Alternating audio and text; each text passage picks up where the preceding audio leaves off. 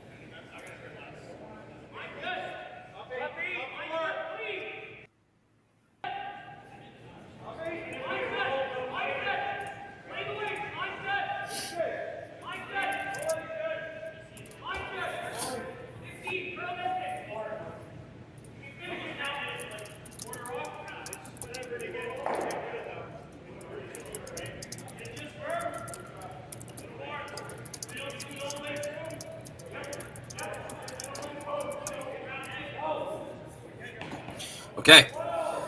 Jerry's saying we're good. I'm going to go in, do a double check, and then we'll run ads, and then we'll hop in. Perfect.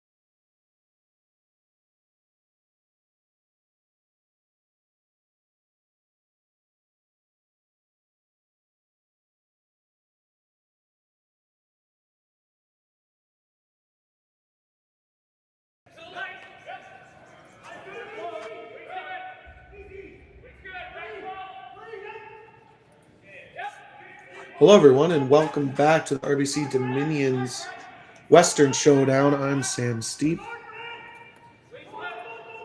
joined with Rory McCusker. Sorry for the technical issues in the first end, but we have that sorted out for the most part here as we are seeing Team Epping versus Team QE. Yeah, we're rolling 4 sheets this morning, all with production. It's kind of a first for us, and yeah, it just took us an extra end to get things figured out on our side, but should be a fun one. We got camera movement. I'm on the cameras and switchboard and commentating. Good thing I got you with me, Sam, because if I was doing all that and commentary by myself, I feel like that'd be a lot. Yeah, it's a lot of work, and I just get to look at a screen and talk about curling, so my life isn't quite as hard, but here we are. Yeah, both teams took different routes to get to the playoffs as Kevin Cooey qualified through the C side last night over Daniel Casper, and John Epping qualified through the B side, winning over Brad Gusho in a dominant fashion. They had a very close game in the A qualifier final as well versus Mike McEwen. John Epping's team certainly on an upwards uptick this year, winning a couple of events and rocketing from around 30th in the world to 11th. And Cooey kind of doing the opposite this year so far with the new lineup change, slowly working their way down the points order. looking to change that this weekend.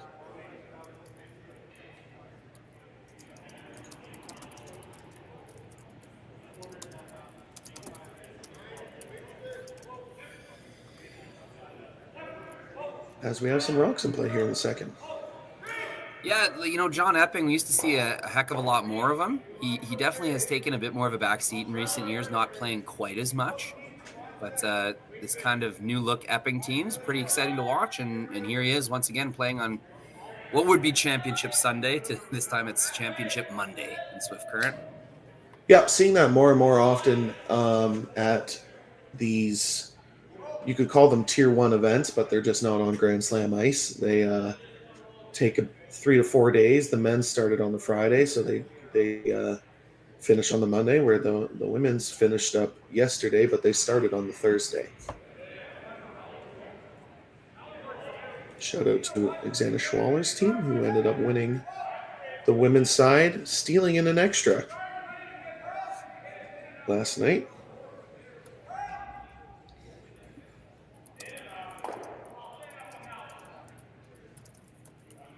As Tanner almost makes the hit and roll behind the two center guards.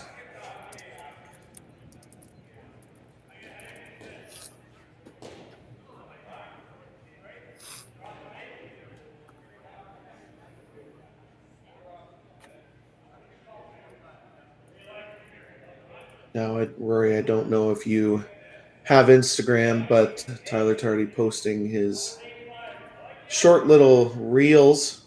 They're quite funny, showing how much he practices. Yeah, he posts a bunch of different shots, and he's quite funny with it. It is fun to watch. Always appreciate that. You know what else I appreciate as a fellow kind of like messy hair guy? This bed head he's got rocking this morning is pretty epic. Yeah, I imagine a lot of them rolled out of bed this morning, especially since they were in the C final last night. Makes the run back, but leaves it wide open. Yep, Tanner Horgan was rocking bedhead yesterday, so we could be on bedhead watch all day long. Yeah, a little rooster tail I'm seeing. Yeah, Mr. Horgan. Again, not ripping on him. This is pure appreciation. This is pure appreciation of respect of the bedhead. Yep. As he's looking to hit and roll behind the center guards that are staggered.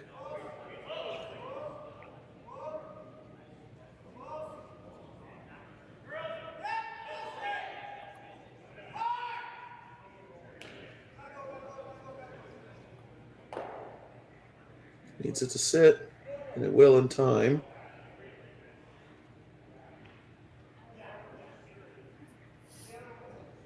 It'll be interesting to see how much straighter the ice is. We noticed at least yesterday compared to the Friday, was noticeably a little bit straighter. Still tons of finish and still awesome conditions for these curlers, but skips were putting the brooms in the wrong spots early yesterday. Yeah, I definitely saw in the women's side a lot of struggle with draw weight and line. Yeah, I got to commentate the Gushu versus Mooibrook game last night, and I've never before seen Brad Gushu miss so many draws, and he won 8-4. It was very interesting. Their team having an interesting day yesterday, obviously getting, in other words, outplayed by Team Epping in the B final. And then they were up 4 in the C final and gave up 4 straight points to tie the game after 4 ends, and then took their 4-point lead right back. It was very, very interesting game. Not a typical Brad Gushu game, if you ask me, but they got it done, and they're in the playoffs.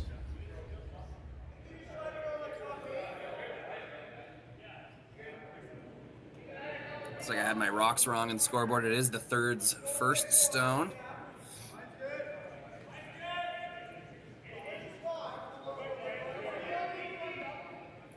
For me, I'm not as familiar with what's kind of looking more like a Northern Ontario kind of squad. It is a Northern Ontario team. which is funny because 3 of them live in Toronto.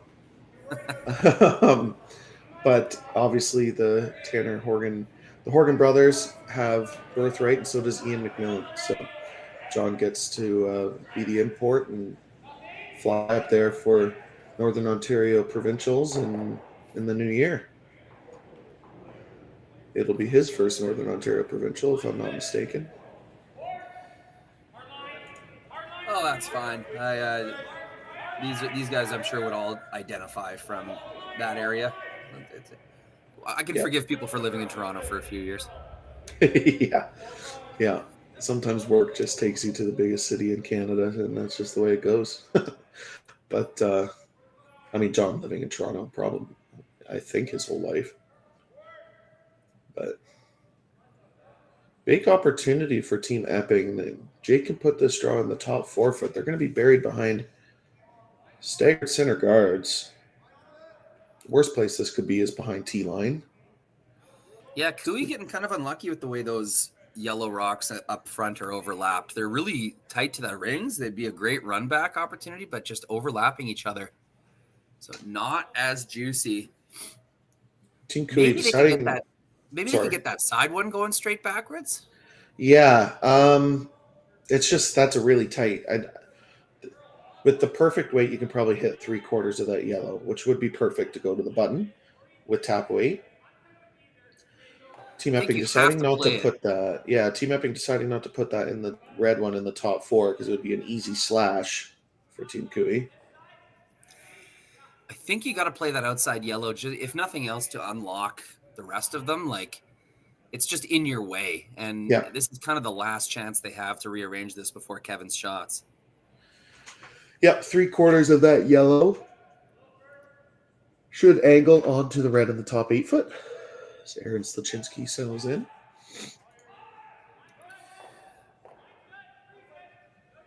Now, I'm not sure if you know this. Has Aaron been vice the whole time he's joined the team, or is this a new lineup? Yeah. Since he joined, that's been his position. Tyler stepped down to second. Really nicely made. Yeah, well done. Rolls both yellows, so they still have the intern side totally protected, and now 2 avenues of run back available. It's a really, really nice flip from Sluchinski. Yeah, pretty scary for Team Epping. Yeah, and you know, they are shot 1 right now. That's their kind of saving grace, and they're in the hack right now. So, you know, not in total danger yet, but definitely need to make this next one. I was going to say, Team Sluchinski beat Team QE 3 times in the Alberta Provincials last year on their way to a Boston Pizza Cup championship. Yeah, they were certainly the better team last year. Yeah.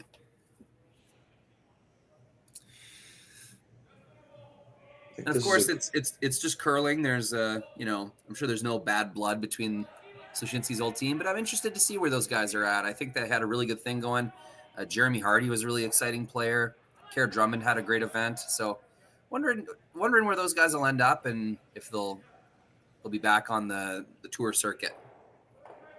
Yeah, I mean, they certainly have a pretty great shot from Jake Horgan. They certainly have a lot of experience and a decent amount of points that they could bring to another team. As Jake makes the pinball into the rings and eliminates 3 yellows. Not endangered. Now Team Epping not in danger at all. And there's no double on the Reds.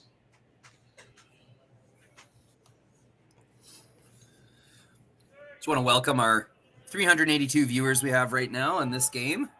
Almost 2,000 watching the Gushu game.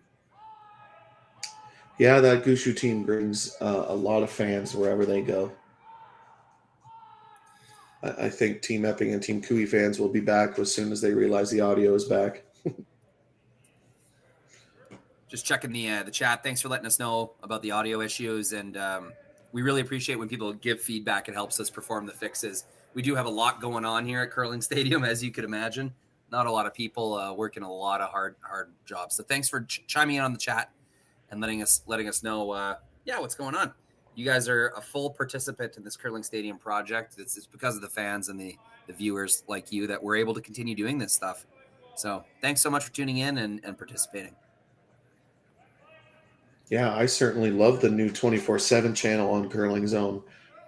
As a curling nerd, and I like to rewatch games and learn from the best. And some of the best teams in the world are on that channel getting rewatched 24/7. So if you are like me, please like and subscribe and watch that channel when you're bored and you can't sleep in the middle of the night. That's what I do.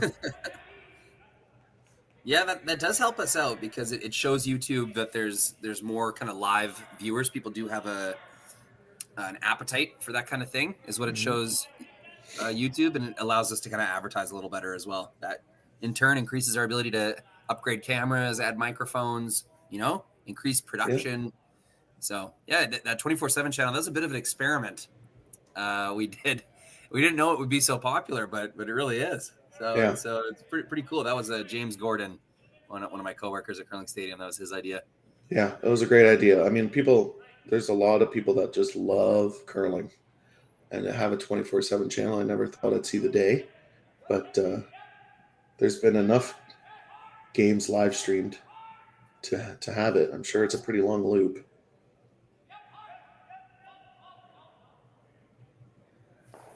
Decision time for Team Kui. No easy way to get to shot stone. You could play the hack board waiter, but if you ever crash on the yellow in the top 8 foot, you're most likely giving up 3. Yeah. It's not a good situation. Once Aaron made his run back, I kind of got tempted into thinking it looked really good for Team Kui, just because I saw so many yellows in a straight line. But once Epping was able to respond, clear the danger, and have 2 red rocks in the rings, now it's not looking as good. Yeah, Jake made a great shot. Those pinball shots sometimes are very difficult to know which way the rock is going to go through the hole after it wicks off of 2 yellows, and the fact that he eliminated 3 stones. There's no red double. Kevin talking about the different shot. Looks like they're going to run back that yellow and sit 2. Is my guess. I think the scary part about this shot, Sam, is that you have to get so close to that top red in order to make this correctly. Hitting this and losing one of your yellows is not a very good option. It's gonna lead to 2 reds in the rings kind of separated. So kind of a must make here for Kevin Kui. Yeah, big shot. Looks like it's close. Really nice line and well managed. Yeah, sometimes when teams talk so much about a shot, like Team Kevin Kui just did, you've talked so much about it, you're not dialed in to throw it after you took a minute and a half or 2 minutes to figure it out. So Kevin making that look pretty easy. Yeah, it's a good point. I as a competitive curler myself, I definitely find if you talk for more than a few minutes, especially when it's not the last rock, like it's just somewhere in the middle of the end, I'm not going to say it greatly decreases your chance of making it, but I just don't think it increases them. But No. the best players in the world might be a little different. And what I was going to say about Horgan's shot previously, the difference there in my mind is line calling. That's one of the most underappreciated elite skills that these teams have that kind of separate them from the rest. Is the third and skip in the house. They're so accurate with calling the sweep to ensure that they get the exact result on those pinball shots, like you were saying. Yeah. An opportunity here for John. Make the double. You could make the double crossing the face and roll all the way to the other side of the rings. Or just make it on the nose. Looks like they're trying to cross the face. Oh, that's magnificent. Perfect weight control. Pretty much perfect because that double jams on the yellow on the side too. Well, if you're looking at triples, if you're learning how to throw, if you're a junior, a young men's, women's team, you look for right angle triangles, and that is almost a perfect right angle triangle. Yeah, you got to think it's still worth it to take it on, though. Like, I mean, yes, it might jam. I don't think it's straight jam, Sam. And Yeah. that yellow is so close to the edge of the rings. If you send it over top or underneath just even a little bit, it's going to roll out. Might be worth taking on anyway. Yeah, I mean, the only other option is freeze, and if you bounce off, you give up 3. And how much weight Kevin can throw, it's pretty tough to straight jam a stone. It's kind of a preference thing. I do know a lot of teams that would freeze in this scenario. Like drawing to that one on the tee line is actually like it's a pretty forgiving shot because of the guard. All you'd have to do is put it, anywhere in the 8 foot. You could even tap the red a little bit. It would leave a run back for 2 or 3, but the freeze is definitely an option. But you can see Kevin, just his playing style and what he's comfortable with. He's not even looking at it. This is a No. double all day for Kevin Cooey. Yeah, I mean, the main point of this double is to eliminate at least 1 stone. I mean, obviously, you don't love giving free 2 points, but it's better than giving up 3. And as expected, Kevin's throwing his out turn. Does Ever roll a so little slightly lower. thinner than half, I think. Here, we'll do the Yeah. overhead one more time. Yeah, if you look at the overhead, it's about just under half a rock. We'll make at least 1 disappear, if not both of them.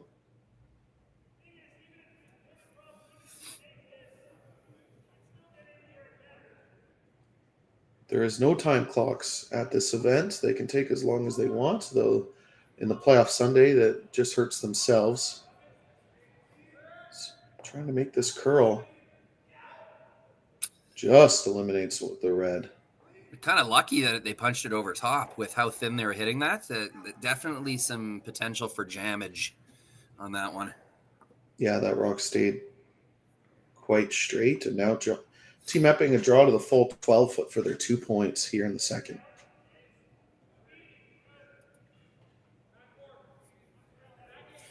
Yeah, you're checking the chat there, Sam, and asking about the clocks. Yeah, you'll be hard pressed to find an event outside of the Grand Slams that has clocks. It just takes way too many volunteers to pull off. Yeah, I mean, other than provincial playdowns, and that's really when you get all of the volunteers to come out and do it. It's really the only time. Sweepers were down right out of his hand, but they don't look too panicked as they just need full 12 foot for their 2 points. And no mistake from John. Team Epping takes a 2-0 lead over Team Cooey. We'll be right back after this short commercial break. So with the impact to my business and income, will this delay my retirement? I know you're worried, Marshall, but based on the original plan we came up with, you're only about 6 months behind. I thought it would be years, not months. You should feel good. Remember, you've got a plan. Thanks. With change comes questions. See the impact of your money decisions before you make them with RBC Wealth Plan.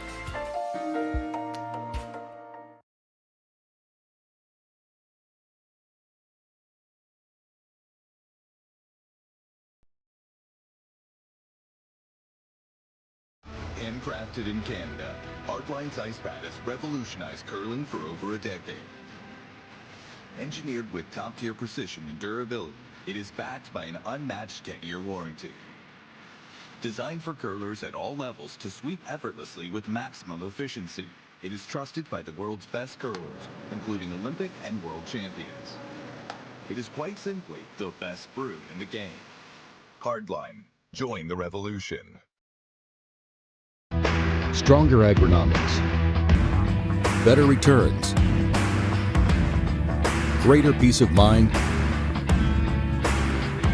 from pre-seed to post-harvest. You can count on the victory.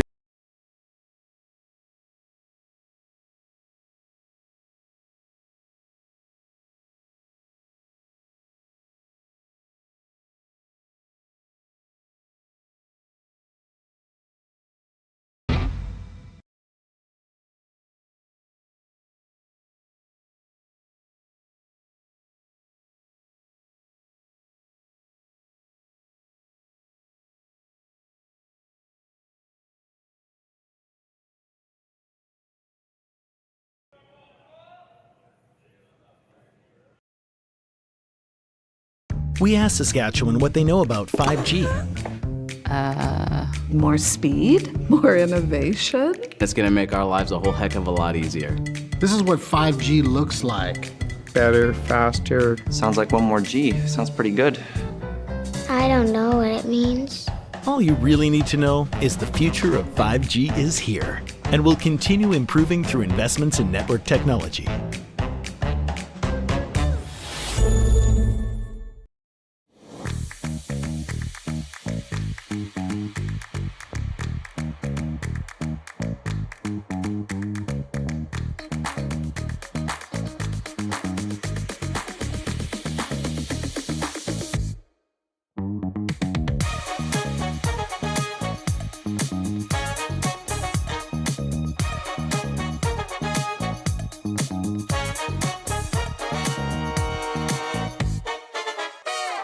Join us this March for the House of Hearts Charity Bonspiel in Duluth, Minnesota. Help raise funds for Project Joy, who provides meals for hungry kids in our community. Every donation helps to ensure no child goes hungry. Join us and make a difference. Together, we can spread joy. Hey Ben, what's the Aztec Safety online e-learning website again? Yeah, that would be aztecsafety.com. Fire extinguisher and firefighting, we'll send that one to Paul. Ah, now here's a course I should probably take. Conflict resolution. Power line safety. Yeah, I thought it might help me with my line calls. Did you know this Aztec website has over 100 safety courses? Jeez. Aztec Safety online course. Ground disturbance.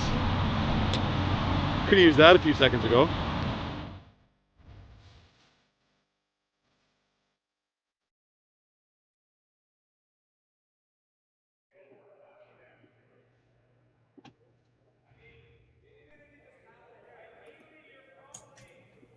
Welcome, everybody, back to the RBC Dominion's Western Showdown. I'm Sam Steep, joined with Rory McCusker.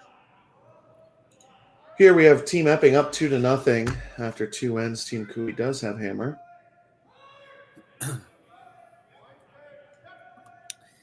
Sam, this is becoming my favorite shot of the end, every end. The 5th shot of the end. It's a very interesting one because of the 5 rock free guard zone. When a team with hammer throws a corner guard and draws around their own corner guard, it's very interesting to see what the team without hammer will do with that 5th stone that they can't peel with. They'll often throw an inside-out kind of hack weight hit chase shot, which is what we just saw right there. Made it wonderfully, rolled it right to the center line. But sometimes they just don't really know what to do with that stone, Sam.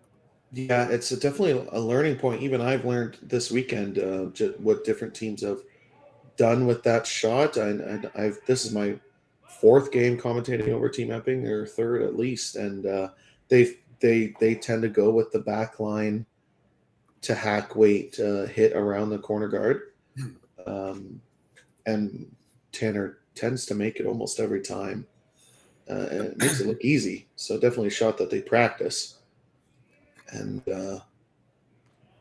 it's just interesting what other teams do with that rock. A lot of them throw center guards.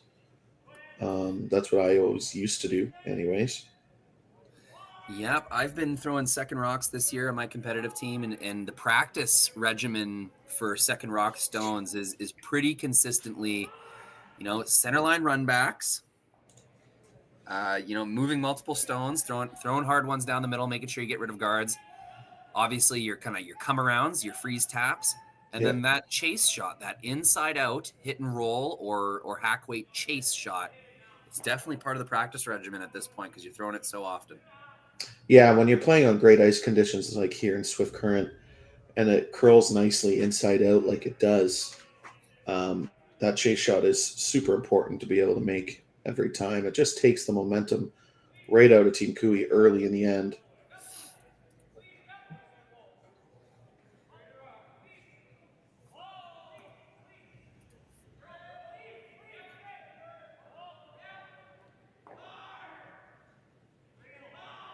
Kark Martin sweeping this rock, trying to make the double, it looks like, and it's going to over curl. See if they can get at least the hit and roll.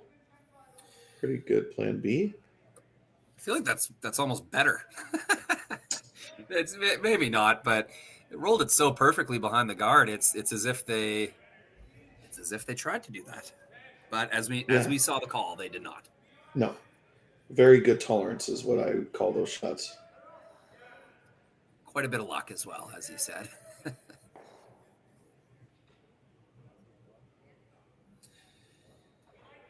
So one of my problems aiming the camera here is keeping track of which throwers clean the rock and then stand back up and which ones don't. Who's going to jump out of my frame? Yeah, well, if you ever commentate over one of my games, it's I stand back up. Okay, good to know. Chance to make the run back. If not, just peel and get John or Jake to make a double later on in the end. You know what I find really fun is so I've worked my way to the point where broadcasting curling is a lot of my career. I work for Sportsnet, Grand Slam of Curling as well. And when I talk to the camera guys at Sportsnet, especially the ones that have been doing it for years and years, some of them have been there for, decades. They know all the players and their tendencies so well. They know who's not only going to stand up and such, but who kind of has the more interesting face as they follow each rock, and the sweeping style, how much kind of movement they're going to have in their sweeping style. They just keep track of these players so expertly, so they know exactly how to shoot them with their cameras in the perfect way. It's really, really impressive. Yeah, that's pretty awesome. I guess if curling teams are looking for any secrets, they should be contacting the camera crew of Sportsnet or Grand Slam team. Obviously, they wouldn't be able to do anything, but that's funny. That's the more you know. Yeah, random little tidbit. I like it. Extra information. Chance for Jake. I'm not sure if they're playing the hit and roll on top of the yellow or playing the slash double. The broom could be for both. We'll see how much he kicks out with. I think the hit and roll is more valuable. Yeah, it seems like hit and roll weight, doesn't it?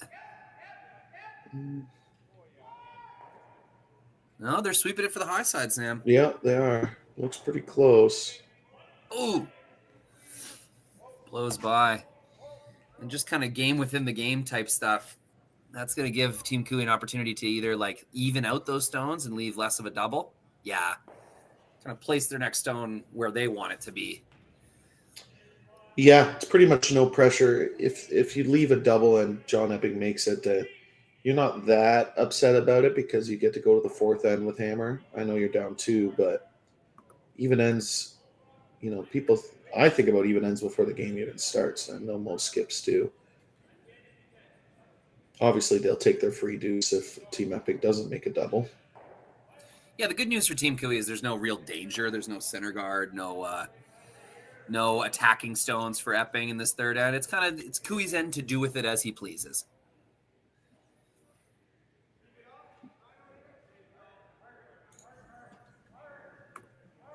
It looks like they're going high, realizing it's not going to make it to the back 8 foot.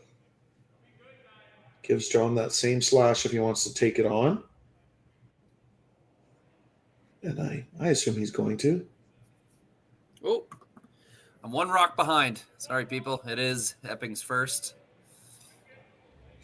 You're not doing enough, Rory. Exactly. I kind of like it, getting completely absorbed into it. Yeah, I mean, I love curling. It's the reason why I'm commentating it at 10 a.m. on a Monday. And here. Yeah, where are you operating out of right now, Sam? Yeah, Southern Ontario. Yeah, in Stratford, Ontario. I just love how all over the world our crew is. We have commentators living in New Zealand doing Hans. Games. Yeah. I got to commentate with him yesterday. It's very fun. This looks close and well made by John.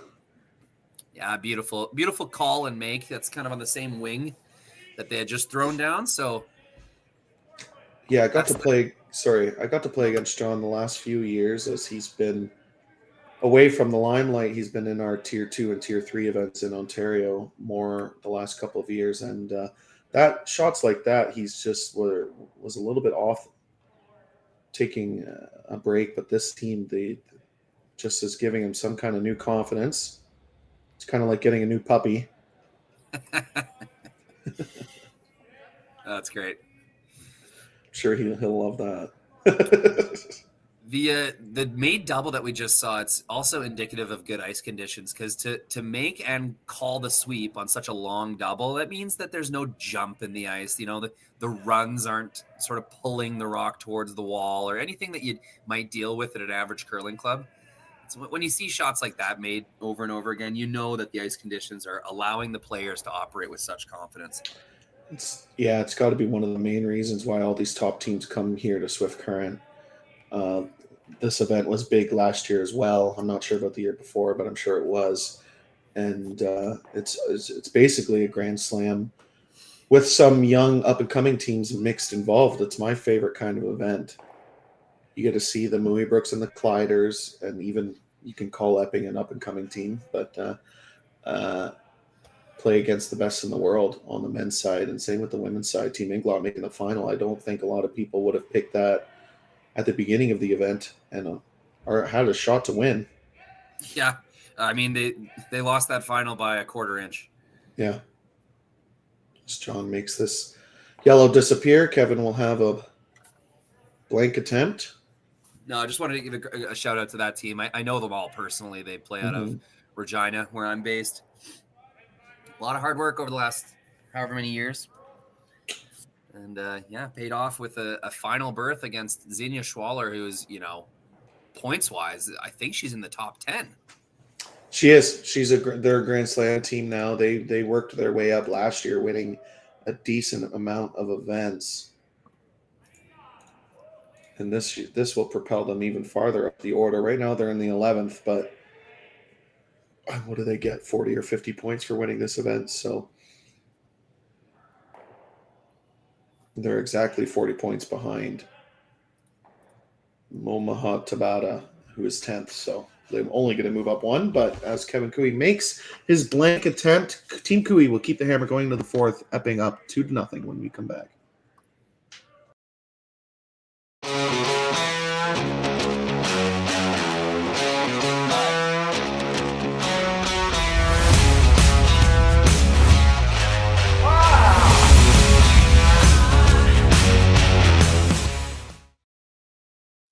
I don't remember a time when curling wasn't a part of my life, when I wasn't putting in the sweat and hard work to be the best that I can be.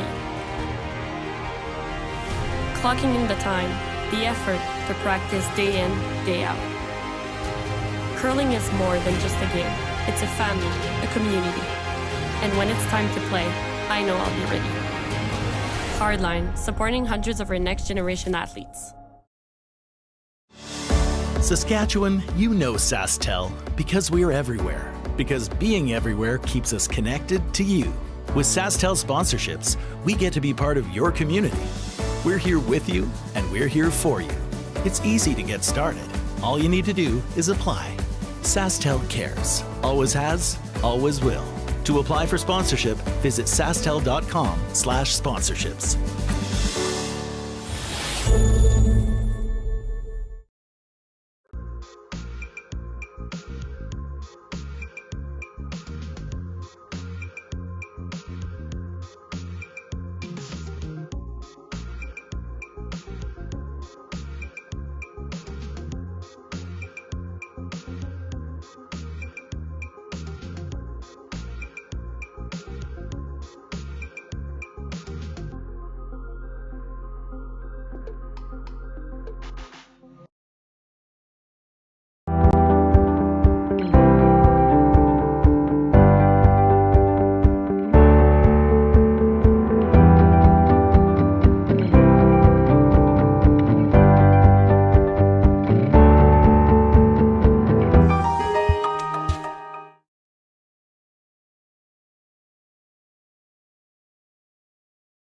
Makes for.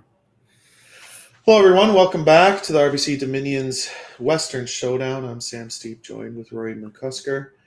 Team Epping has a 2-0 lead over Team Cooey. Team Cooey does have hammer in this fourth end. Update you on our other sheets. Matt Dunstone's up 2-1 with hammer after 2 ends. Rylan Kleider and Brad Jacobs are knotted up at 2 apiece. And Mike McEwen down 2-1. Brent Pierce is up 2-1 with hammer in the 4th.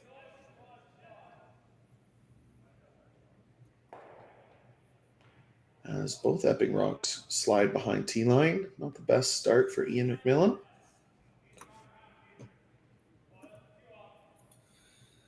Yeah, Sweeper's kind of just walking beside that rock. Knew it was heavy the whole way.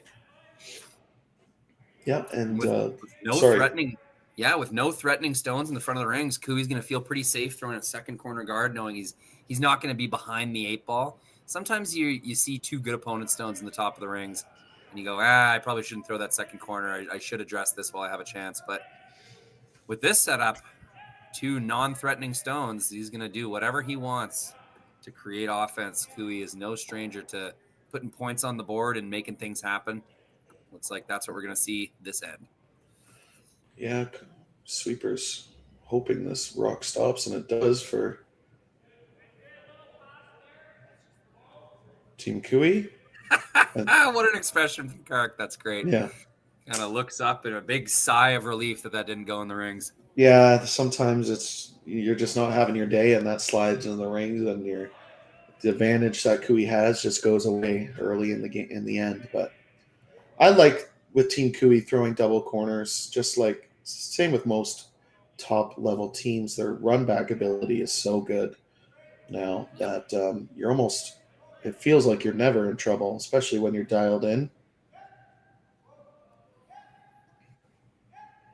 Opportunity for Tanner to choke off this corner guard. They only wanted it about half buried.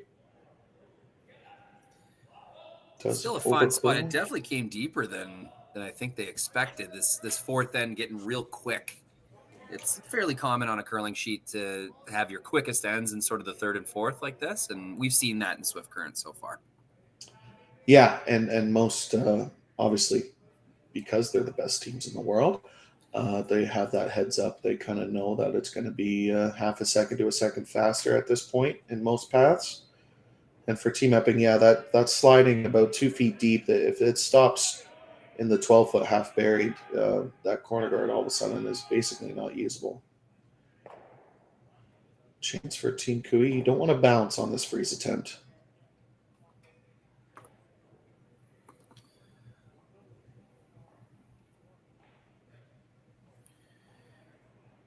Pretty much perfect. Just another kind of camera operator perspective thing from curling. It's kind of unfortunate. Some of the very best shots you get from a player, like the best facial expressions you get, are as the rock is kind of coming to a rest. Yeah. And, a lot of broadcasts, like, it's tough. You can't show both at the same time. Like, you can't show the shot with the overhead and the player's reaction at the same time. So what I try to do is mix in this kind of split shot we're seeing right here, where you get the player and the rock. We're going to try to do that here. Yeah, I think the fans at home would appreciate that. I know as a curler, I've seen a lot of interesting facial reactions to shots from my teammates and from opposing players as Tanner's trying to make this run back. It's going to go over top of the face.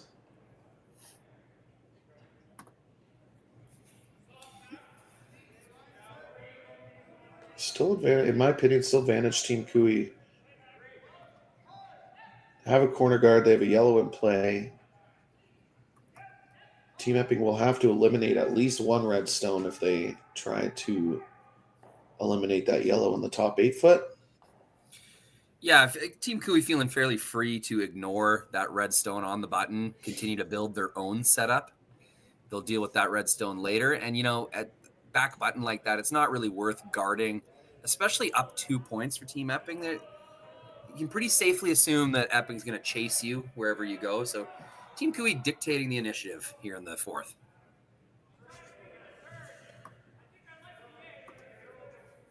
Yeah, it's just, everyone calls the 6th end the all-important 6th end. I think the 4th end is just as important, just as hard. Needs to score here. You would hate to blank, and you would hate to give up a steal, obviously.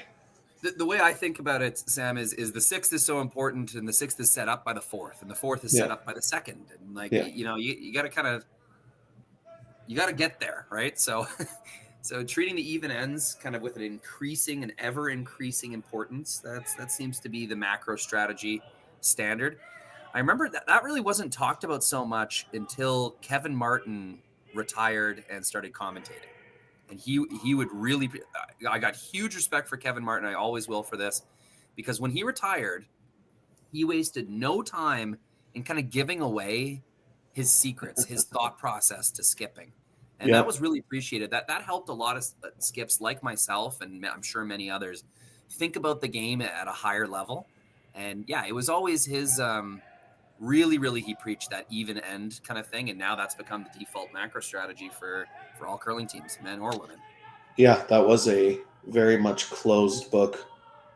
As Jake eliminates that yellow, it does tap the red back, but Team Epping sitting 3 right now. That was a very closed book strategy, obviously, while he was playing. He kept that close to his chest, wouldn't share his secrets, just like any good athlete wouldn't either. But yeah, very much learned a lot from the Bear. I'm sure he's watching his son right now, enjoying retirement. Or barely retired. He's probably busier than he was when he was a competitive curler.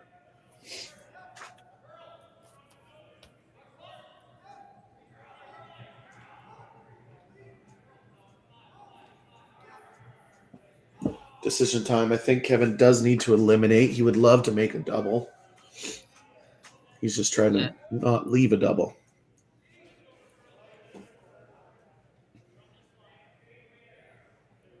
Aaron Slushinsky, not the loudest guy, so Kui's kind of yelling down the ice. You can see Aaron's just kind of nodding, and a lot of people don't know what Aaron Slushinsky's voice sounds like. And that's just a quieter guy, cool, confident. Yeah, I mean, those two standing beside each other in the back, they probably don't say a single word until it's their time to throw. They're communicating through telekinesis. Yeah. So Aaron's looking for the just off nose, going to get rid of one Kui Stone. Yeah. There's really only one way to make that shot, and that was across the high side of the back one. So it was more important to keep the shooter. Yeah. Oh, something interesting happening on the other sheet. Both Kevin and John were looking over. Yeah, as a skip, I tend to watch other sheets as well. Even my teammates sometimes get upset about it when they're in the hack waiting for me to call a shot. But listen, we're not on clocks at these events. I love curling. I try to avoid the temptation, Sam. I try to pretend that the entire world is just the sheet that I'm on. There's a big invisible wall that goes up on each board. You're better than I. The chance for Jake to sit 3 again. This does need to roll in.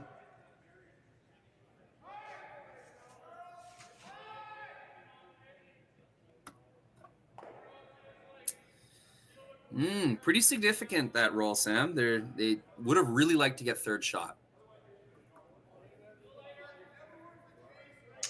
Yeah, I mean, now it's a nose double to sit 2, and one yellow absolutely buried behind a corner. Looking, because of that miss, it's going to look like Kui has a chance for 2, just like last end.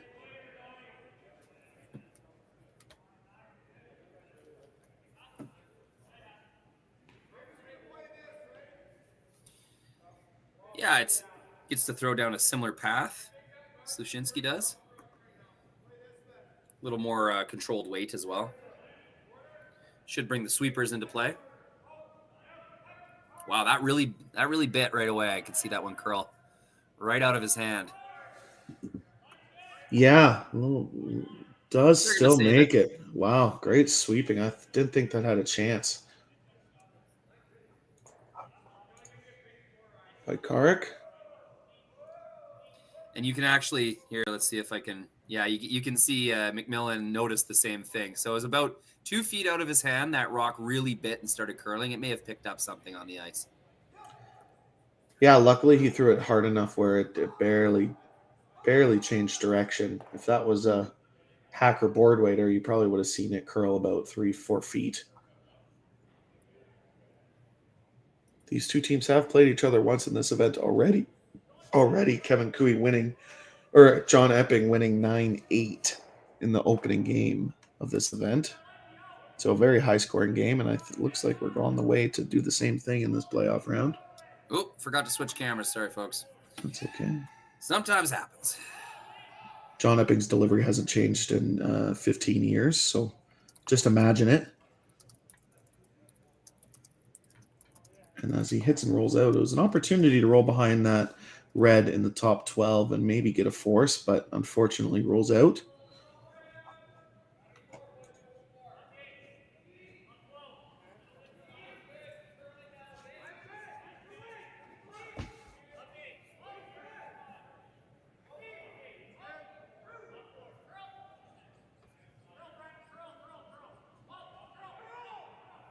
This is the last big teams event of the calendar year. Obviously, we have the mixed doubles trials coming up during the Christmas break and between Christmas and New Year's. John Epping will be there with his teammate Lisa Weigel.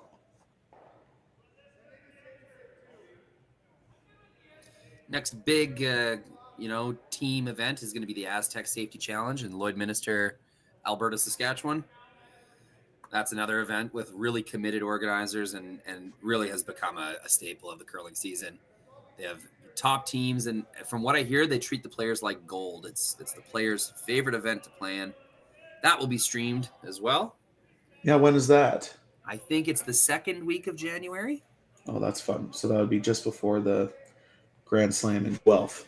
So the weekend before the Grand Slam in Guelph, I think. I would assume so, yeah. Yeah, if I'm doing my math right, that'd be a lot of fun. Or there's a full 1 week break. Yeah. Either way, you can check out the event list on Curling Zone and it'll be there. Yeah, that's fun. Chance for Kevin to put this pretty much in the same spot it was. If you put it full back 8 foot where a hit and roll won't be shot stone. I thought they might have been tempted into drawing around the corner guard scenario, Sam. Maybe get a half tuck. Yeah, you could bring 3 into play. I think maybe they're worried that if they don't fully bury, John will make a hit and roll, and then they're going to get forced. This shot basically secures 2 points. I don't know. There's still some places to roll and hide. You could roll behind your own red. Yeah, that's what John will try to do.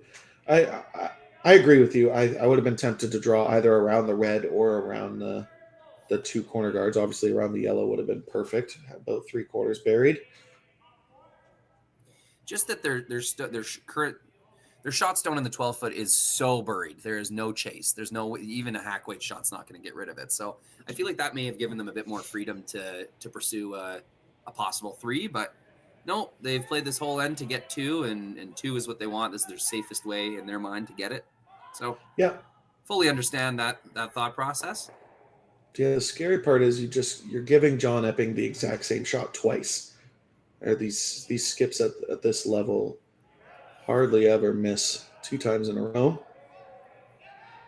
Well, the sweeper's not touching this yet.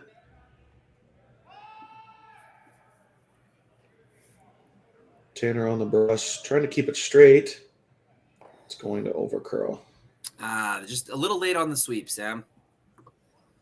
Yep, they would have had a chance if they swept it right out of his hand, but sometimes, especially with good sweepers, if you sweep out of the hand, you bounce it back too far, and all of a sudden you're flashing and giving up 3. So played it a little safe, but open hit for 2 for Team Cooey to tie this game up after 4. No surprise, Kevin's playing his out turn.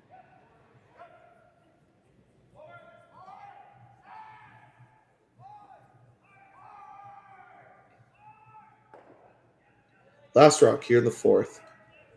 Hit and stay in the 8 foot for 2 points for Kevin Cooey.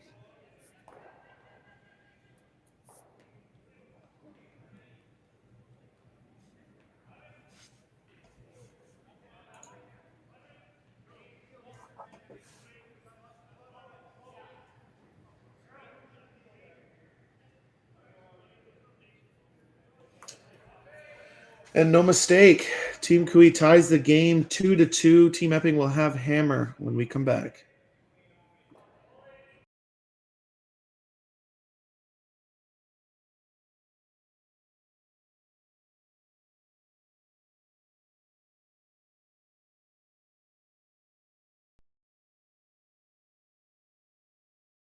Hey Ben, what's the Aztec Safety online e-learning website again?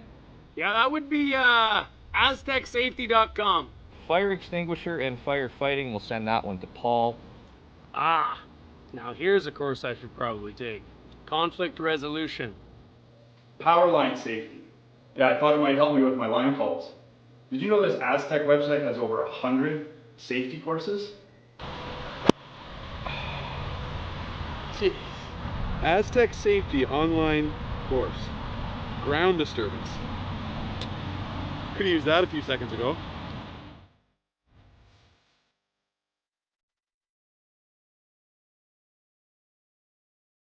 For over 20 years, the Sandra Schmirler Foundation has granted more than $9 million to hospitals across Canada for life-saving equipment for premature and critically ill babies. In the past 4 years alone, $4 million has been granted thanks to the curling community's incredible generosity. The need continues year-round, and with your help, we can ensure every baby has the chance to grow up and become a champion, just like Sandra.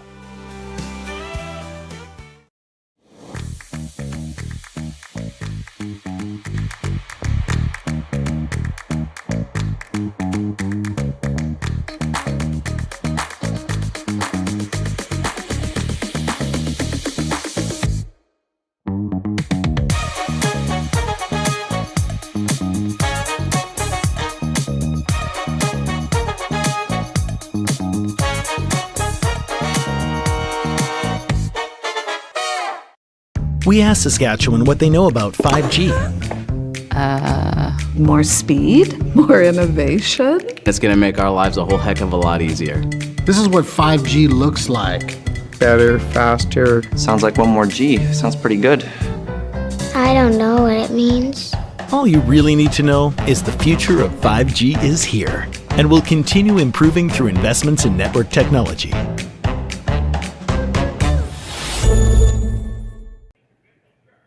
Hello, everyone, and welcome back to the RBC Dominion's Western Showdown. I'm Sam Steve, joined with Rory McCusker.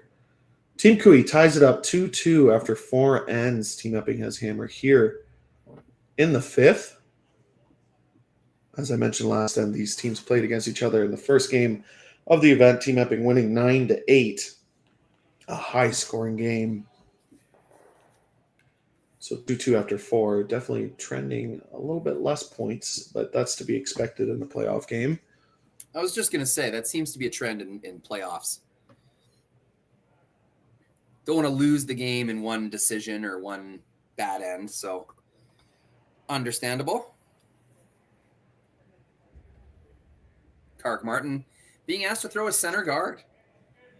It was a definite decision for Kevin. He kind of hum-hawed over it for a little while, but ultimately decided in this 5th end they're going to go for the force. That means throwing a center guard and making sure that play can get centered around the middle in a place where they can choke off the scoring area. Yeah, I mean, you worked pretty hard to blank the third just to score 2 and 4 and have even ends. You don't want to just draw around the top 4. Team Epping makes some sort of double and gets their blank and gets even ends after. Would be no good. It's going to be an early opportunity for Team Epping to lie 2 undercover, however. And that center guard ensures that the original Epping stone in the rings is inaccessible. So giving a chance for Team Epping to put some early pressure on. Yeah, certainly taking a little bit of risk throwing that center guard. But Ian over curling, it's going to take this yellow off the center line. And I'm wondering if that was a miss or whether that picked something up, because the sweepers didn't seem that concerned. I'm wondering if that did grab something, and Kark is cleaning a path right now. Yeah. So I think you're right, Rory. I think that did grab something because they weren't panicked, like you said. They weren't sweeping until about three-quarters of the way down the sheet. So unfortunate for Ian McMillan, but now a chance for Team Cooey to put some pressure on Epping early in this end. Choosing to go the wide way. Quite interesting. Would that be because they're trying to defend against a potential run back on the next shot? I do think that's it. I think, and also you could be buried behind basically two center guards. There's a yellow and that red in the top 12. If you bury behind that, it makes a double run pretty difficult. Where if you just draw to the top 4 on the other side, that nose run back is pretty simple for players at this level, though this draw is much harder. Trying to hold this straight. What a great sweep. At the hog line, I didn't think that had a chance. So well done by Aaron Sachinsky and Kirk Martin getting that by. Yeah, no easy way at that one. So John's going to admit, not defeat, he's going to tip his cap, say nice shot, and bail. Yeah, when you have Tanner Horgan throw a peel in front of you, and you're one shot in trouble, you don't feel in trouble because he should be pretty close to this double peel. You can see the other games on the ice, left to right. The Marsh boys sweeping for Team McEwen. 1-2, the double is made. Also, Brad Gushu on the sheet next to us. So a star-studded lineup out here in Swift Current on Monday morning. Yeah, it's a big event here for all these teams. Some teams Kevin Cooey trying to work their way back up into the Grand Slams. They've slid down to 26th in the world, I think, or 27th. So, Sam, the hood is off. Kevin Cooey's hood is off. Hood tracker. 1 hour and 14 minutes. Yep, his head's finally warm. That's funny. But yeah, Kevin Cooey missing a Grand Slams for the first time in his career, I think. Definitely a new feeling for him. I'm sure they're going to do their best to make a deep run today and try to work their way back up. They're barely holding on to a Tier 2 spot right now. As some of you may not know, Tier 2 starts on the ranked 30th in the world and up is the cutoff. Yeah, considering Cooey sort of no longer in the elite field of teams, it's been a weird thing for curling fans to understand. But something tells me, I just get a good feeling, and I cannot even explain this with proof, that this new lineup and just this season feels a little different. I think they look a little sharper. You're not seeing as many crooked numbers. They were giving up so many points without Hammer. It was just so odd the last few years to see those stat lines, those score lines. But with the shakeup and the addition of Slushinsky, I think they might be onto something. Yeah, as for Tanner, that rock not curling quite enough for the double and is guarding the current shot stone. But yeah, I agree. I think sometimes a lineup change, especially in the middle of the season, like we've seen 4 or 5 teams do this year, sometimes takes longer to click than others. Brad Gushu currently ranked 3rd in the world, but their last 3 or 4 events with Brendan Botcher hasn't been the Gushu level style of curling that we're come used to. And it just takes a while to click. It took, if you look at, I used this example yesterday, but Team Holman, best team in the world by far, men's and women's, most dominant team. But their first year together, they barely made playoffs at the Scotties. So sometimes it takes a whole year to get used to a new lineup. And these teams have only about a year until the trials. And Team Cooey, the way their points are, they're going to have to go to the pre-trials. Just the way curling is as a game, it's just, especially at these elite levels, the differences between winning and losing are just so finite. They're so small.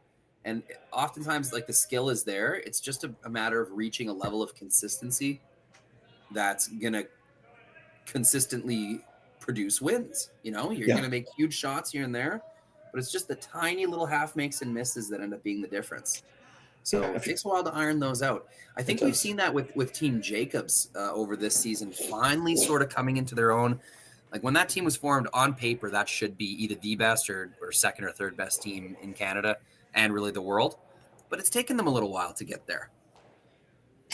Yeah, Brad taking a year off. I mean, I know he was an elite skip before he took that year off, and he came back and spared a couple of events and then went down to Vice for Team Carruthers. But stepping back into that skip role, it does take a little bit of time. Like you said, it's consistency. To be the best teams in the world, you're consistently throwing 85, 90% to win games, all 4 players. So Brad maybe taking a little bit longer than he expected to adjust, but has had the last couple of events have been pretty successful for the Jacobs crew.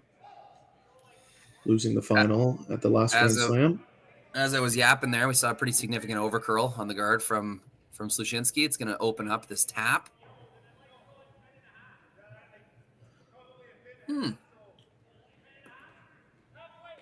Hoodie's back Yellow on. is still shot rock. I don't know how good that is, Sam. I think Yeah. that's an opportunity to lie 2 undercover now for Team. Yeah, I think they would love they would have loved that to curl another half an inch. They got by the guard by 3/4 of an inch. To make that shot perfect, you needed to just get by the red and the top.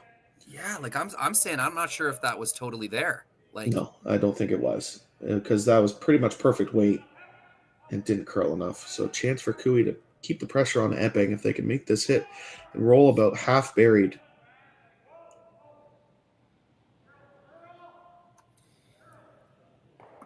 Really nicely managed sweep.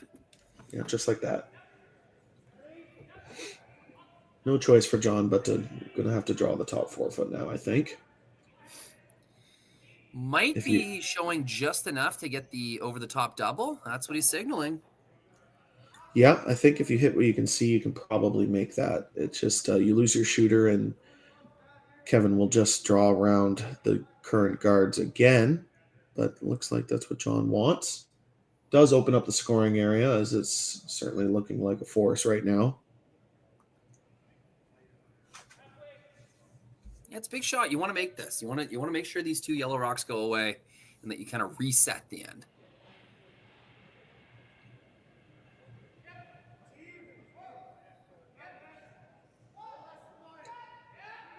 Must be close. Sweeper's been off and on the whole time. Too thick, Sam. Oh, they just get away with it. Yep, when you can throw a 6-second peel like Jay Corgan, pretty hard to stuff it. Tried to, though. Once again, I've miscounted rocks. That was the 2nd of the 3rd stones. You'll figure it out one day. No, it's yeah, I mean, obviously a great shot from Jay Corgan, opening up that scoring area. That red, I don't think it's in, because I feel like Kevin probably would have hit it by now. So deciding whether he wants to blank or draw around the red in the top 8 foot. Looks like he's going for the blank, deciding not to take the risk, which is color me surprised. Yeah, there's not a lot of room to draw around that red stone, and we haven't seen a ton of curl inside out. I doubt he could get more than half buried. But, I mean, your argument is why not try? Yeah. I guess unless you come deep, you're not really going to leave an opportunity for the opponent. It feels not like, it doesn't feel like a lot of risk to try to be half buried. I feel like a lot of teams would have done so, and maybe that's what sweepers are trying to convince Kevin right now. But I think his worry is if he leaves it wide open, John has a pretty easy hit and roll behind, or if he leaves it back 8 foot, John has a pretty easy freeze. So maybe not wanting to take the risk is, I think, what Kevin's thinking about, but I'd certainly be tempted. Could also be that macro strategy that we were talking about earlier, just wanting to make sure he has hammer in the even end. Yeah, but drawing the back 8 foot is basically meaning you're blanking. Nah, you're just giving up a blank, yeah. Yeah. So that's what surprises me. You worked, you blanked the 3rd, you took 2 and 4, you and now you're okay with a blank. It doesn't make much sense to me, but maybe some other experts might know more. We did see that center guard. He kind of wrestled with the decision whether to throw it. So we saw the commitment to a force earlier in the end, and then now we're seeing him kind of back away from it. I think that might be part of our confusion, Sam. Yeah, this could be maybe just even a little bit of lack of confidence on the QE side. They've had such a not so awesome year, and maybe not playing with the most amount of confidence that they normally do. Scoreboard does say to try a half bury around those corner guards, but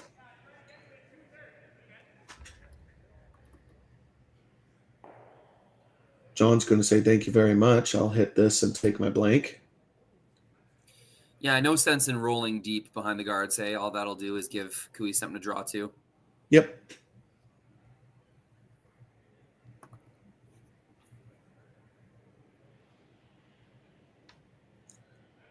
Yep, try to roll to just bite the edge of the 8 foot would be perfect. Okay, note to self, John Epping is not a stander upper. No. He has that natural talent ability to step in a hack and automatically be lined up to the broom, so some of us don't have that.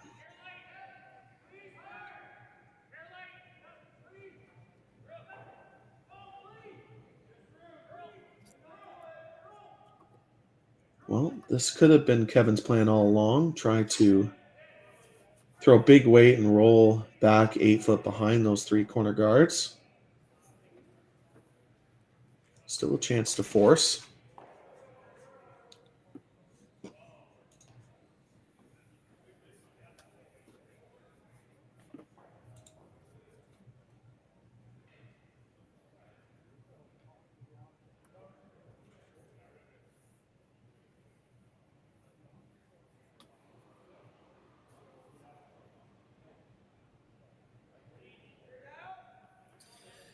For how wide open this ended up, pretty slow playing time. The timer on this end's getting close to 20 minutes, and we really didn't see much action.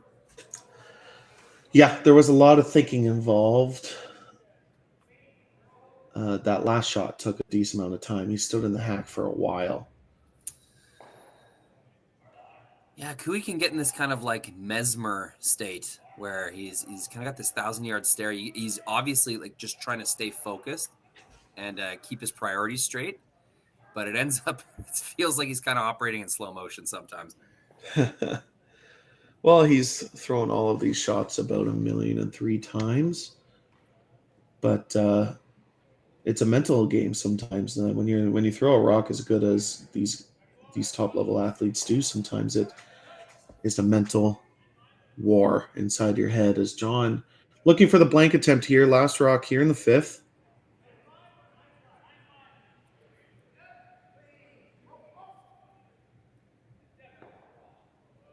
Just cleaning, and looks like he makes it successfully. So it will be a blank end. Team Epping keeps the hammer going into the 6th, and we're tied 2-2. We'll be right back. So with the impact to my business and income, will this delay my retirement? I know you're worried, Marshall, but based on the original plan we came up with, you're only about 6 months behind. I thought it would be years, not months. You should feel good. Remember, you've got a plan. Thanks. With change comes questions. See the impact of your money decisions before you make them with RBC Wealth Plan.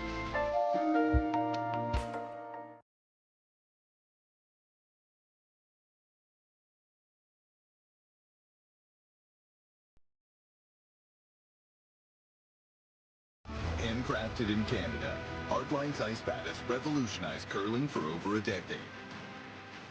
Engineered with top-tier precision and durability, it is backed by an unmatched 10-year warranty.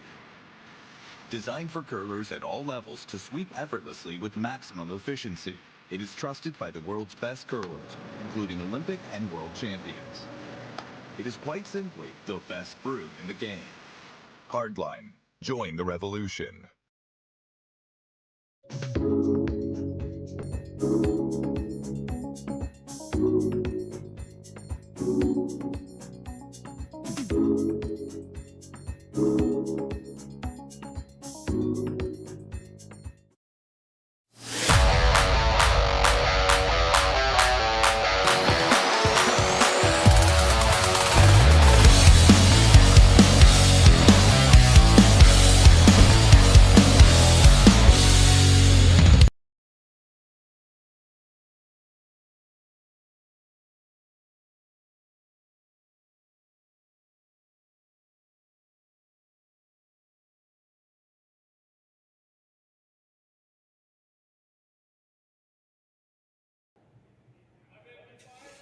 Hello, everyone, and welcome back to the Swift Current Western Showdown, the RBC Dominion Western Showdown.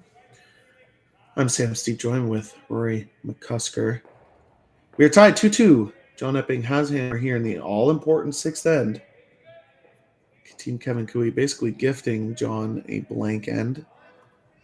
In the fifth,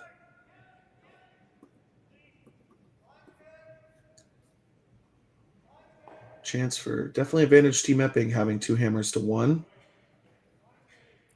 In a tie game, stats say you win a decent amount of the time. My guess would be 64%. I'm going to go on curling zone and check. There you go. Anybody who's wondering where we get these numbers from, it's just the analytics tab on the Curling Zone website. Right when you go to Curling Zone's homepage, tab on the top, analytics, you select your season data set, click men's, women's, or doubles, and ba-bam. Every tour game that's been tracked will show up for you there. Yeah, it was pretty neat on a feature because last provincial in Ontario, there was a team that gave up 4 in the 10th and then lost in the extra.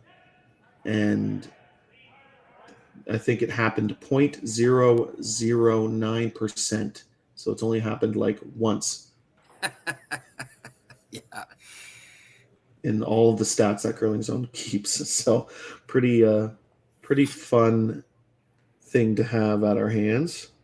Yep, and just confirming in the last 2 years, it's a 64.8% chance of winning the game, tied with hammer in the sixth. Well, you're very studied, Rory. Good. No, I just read that off the page. No. So a pretty nice draw around. Comes a little deep, but gets it nice and buried. It's a pretty good pair from Carrick Martin.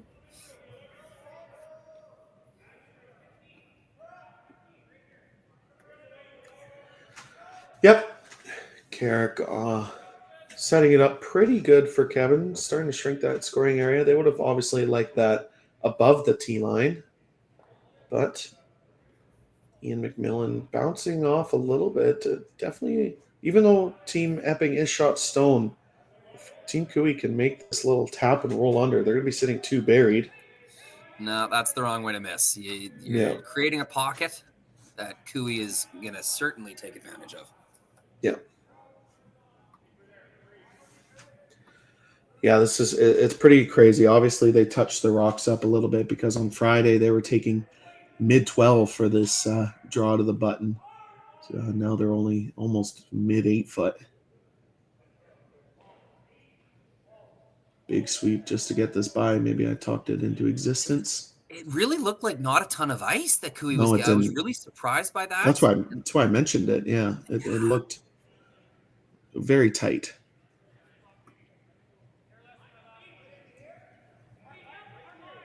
Big missed opportunity for Team Cooey now.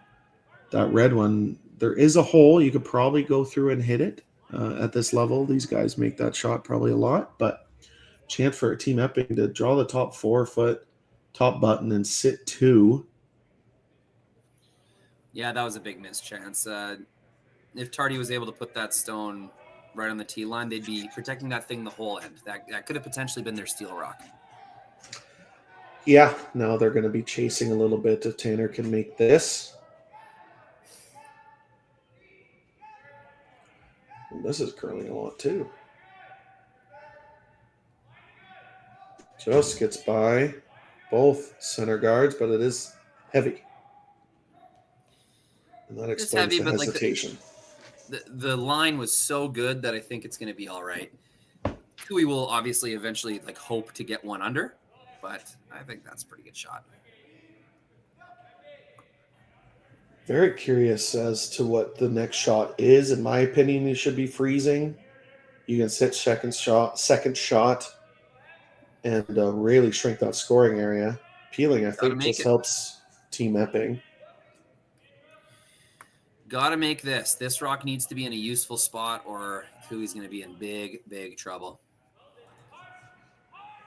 Yeah, a must make, and Tyler missing his first. I'm sure he'll be awfully close, even though this is a new path. They would have gotten a hog to hog from Tanners. They would know pretty closely what this draw path is doing. Yeah, it's curling a lot more than the out turn. Already really kind of exploding over. Yeah, not a good miss. There wasn't much tolerance with that shot, but certainly light, I don't think, was it. It's definitely not a great situation for Cooey, but for Epping, this isn't really attractive as well. You're looking at a kind of great wall of yellow in front of the rings. Quite a few rocks left to come. You can't be satisfied with how things are right now. You know, if Cooey ever just gets one on the top of the button, you're kind of screwed. So, you know, they might even be tempted into peeling or changing something up front. It's the a issue, weird one, Sam, because you're line two, looking pretty good, but you also recognize the danger. Yeah, the issue is the yellow center guards are helping you right now. Cooey can't really get to the button, but if they make one long run back or a perfect freeze, you're going to give up a steal. So you always have to figure out what your problem stone is, and it certainly is those center guards. The issue is, like we just said, if you peel them, you give Team Cooey a chance to draw into that pocket.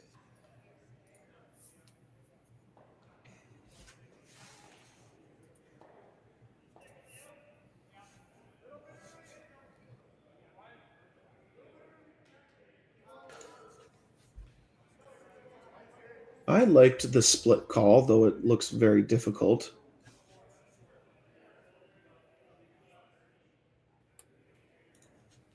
If you could split that red in the top 12, take away the angle run. I guess the risk is you tick off one of the guards and leave some more junk up front. I think my instinct would be an in-turn draw to the side of the 4-foot. Just get another one in a good controlling position. Let Cooey play whatever difficult shot that they're going to play. And, you know, you have 4 rocks remaining after this one's thrown to clean things up if things do go wrong.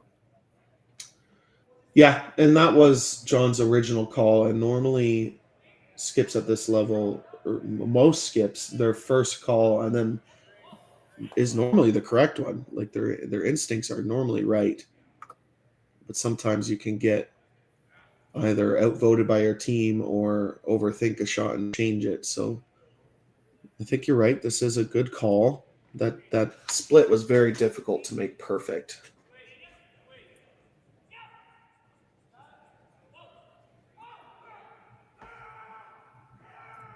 You see lots of ice being given. They definitely don't want to wreck the guard and kind of split it off and give Cooey that in-turn path again. So the miss here is outside. As long as you don't leave an inside roll, you're going to be all right.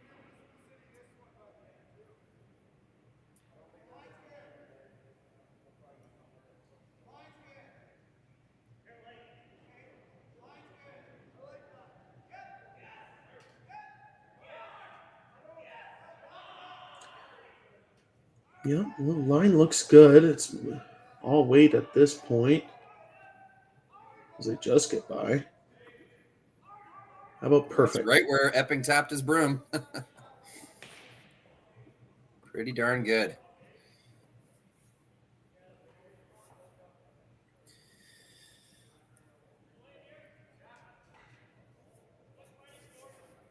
Yeah, Cooey staring at this 4-foot, just hoping it somehow rearranges itself.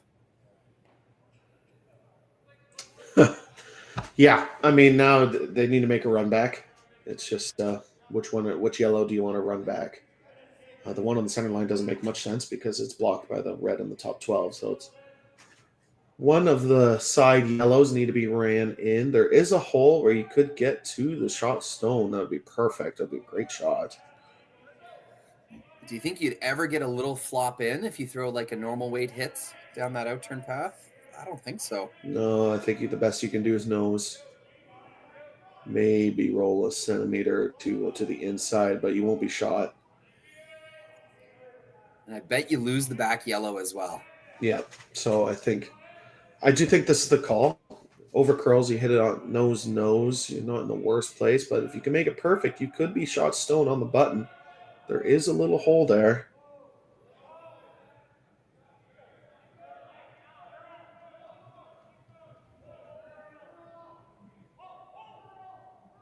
Wide certainly doesn't help, though. Looks really good. Oh, it just chisels the top one. It's still a pretty good result. Almost made it perfectly. Yeah, they overcurled. They were curling it at the end. They actually needed to hold it straight. But is Those sitting soft weight- second. Soft weight run backs are so tough to call the line. Yes, very much so. And does rearrange. Now there are more rocks behind the tee line, which normally helps if you're trying to steal. But if Team Epping can make this hit roll to the top button, they're almost secure 2 points unless Kevin can make some kind of angle run back.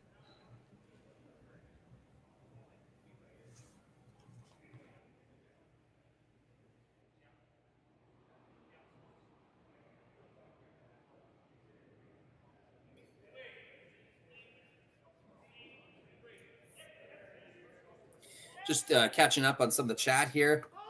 Interesting suggestion. Too many front end shots missed. The competitors should take commercial breaks. Little break between ends, you think might help the front ends, maybe? Well, leads don't get enough love anytime because most streams and even on the Grand Slam, they need to run ads.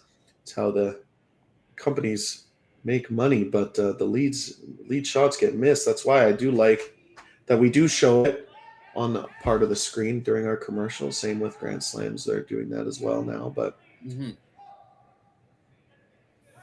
leads throw the most important rock to set up the end. This needs to curl just a little bit. Oh, they overcurled it. Still a good shot. Yeah, it's still in a really useful spot, but I think another few centimeters of roll would have been really nice. It's going to leave this double, perhaps even triple, Sam, if they can thread the needle here. Yeah, you need to throw a bomb peel weight shot through the hole. It could circle around to get all three reds. You'd lose your shooter, and then that yellow in the back forefoot would be pretty lonely, but they would be shot if this is made perfect. Hole looks bigger on the overhead than it does in the hack. It's easily the biggest ask of Aaron Sluchinski so far this game. This is a massive shot. Yeah, no tolerance. 1, 2, 3. Rolls up and out, and it is yellow. Shot rock in the back of the forefoot. That's a big shot in a big moment from Aaron Sluchinski. Yeah.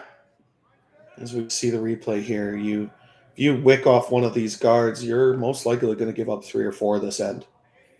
And the fact that he got rid of 2 and ended up being shot stone in the back forefoot really does change the optics of the end. And there goes the 8-ender for Team Epping, which I think they had every rock in the rings up until that point. Yeah, that would have been, I mean, not for Team Cooey fans, but that would have been fun to see. Now, how does Team Epping get to that yellow in the back? Do you throw a bullet through the hole and pick it out? I think you throw the same weight, and like even if you somehow chisel off of the side red, you're still going to get the yellow one. Does look like that's what they're doing. They're trying to in off of their own red onto the yellow in the back forefoot.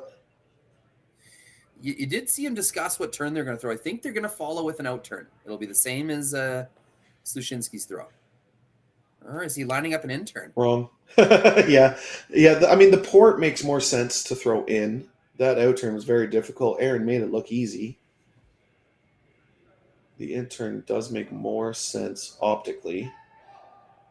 Though this rock is going to want to curl a little bit. You don't want to get too much of your own. This looks pretty perfect. Oh, excellent. Yeah, if you hit your own a little bit thicker, that red spins all the way to the open side. Does roll a little bit farther than they probably wanted it to. Yeah, do you think Kevin could ever get a corner freeze on this thing to nullify the 2 stones in the 12-foot, or the outside ones? Yes, though this is a very difficult path, very wide draw. It's not the easiest freeze in the world. We're on the 6th end, so a hard shot needs to be made. The only other shot is the nose run double. Good news for Team Cooey and this shot is all weekend we've seen these outside pass. Sometimes, you say it's getting in the weeds or catches fresh pebble or it's an unused path. These outside draw pass have actually been pretty consistent. We've seen a lot of teams make shots like this, wide come arounds, and it's just a big credit to Jason Bratton's ice crew and how committed they've been all week long and how good the ice has been. Scary looking scenario, though, no doubt. It is. Yeah, you're drawing against 3. If this crashes on the guard, Team Epping will draw to sit 4. It's basically a gamer.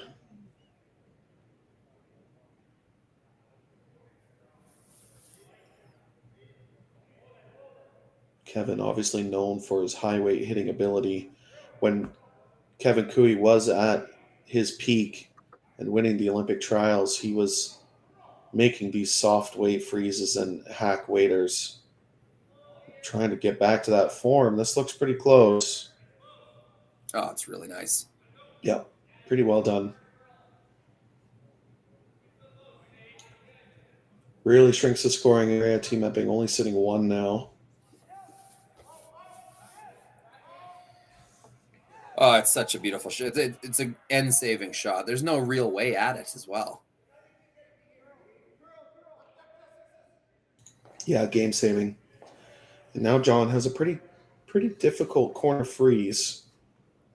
I'm not sure you can get to the inside of that. Like Cooey didn't have much room by that guard. They were curl sweeping it at the end just to get the action they did. I'm not sure if there's a straight draw where you can count 2 on the intern side. Yeah, I think he was about back 4, back 8 weight. So maybe if you throw perfect weight, it should curl enough to get second shot. But you're right, it is very difficult. I don't know if there's any other shot could peel, but I'm not sure that helps you. I wonder if Epping is wishing he made the split on the Reds earlier this end, giving himself a little more options in terms of what can be sent backwards. Yeah, I think that definitely is something to look back on if he's rewatching this.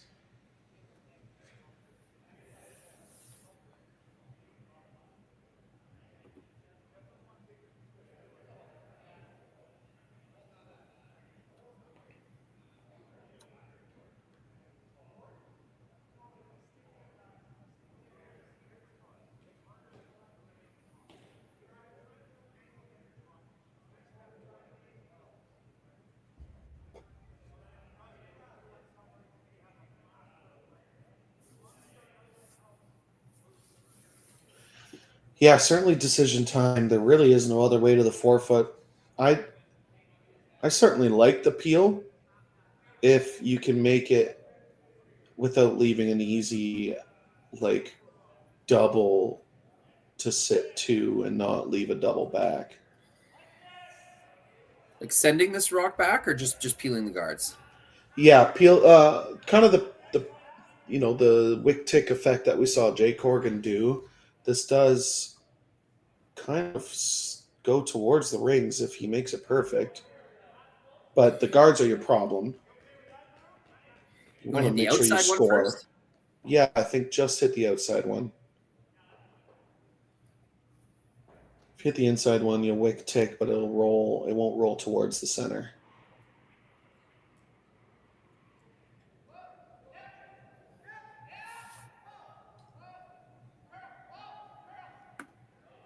Looks pretty close. 1-2. Just gets it a touch thick. Yeah, too thick.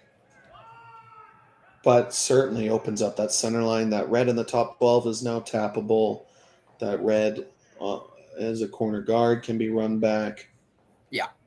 Certainly looks a lot better now. Options have definitely increased. It's going to take – Cooey's going to have to put this one in a really smart spot once again. I think Kevin's going to have to play that corner freeze on his own yellow.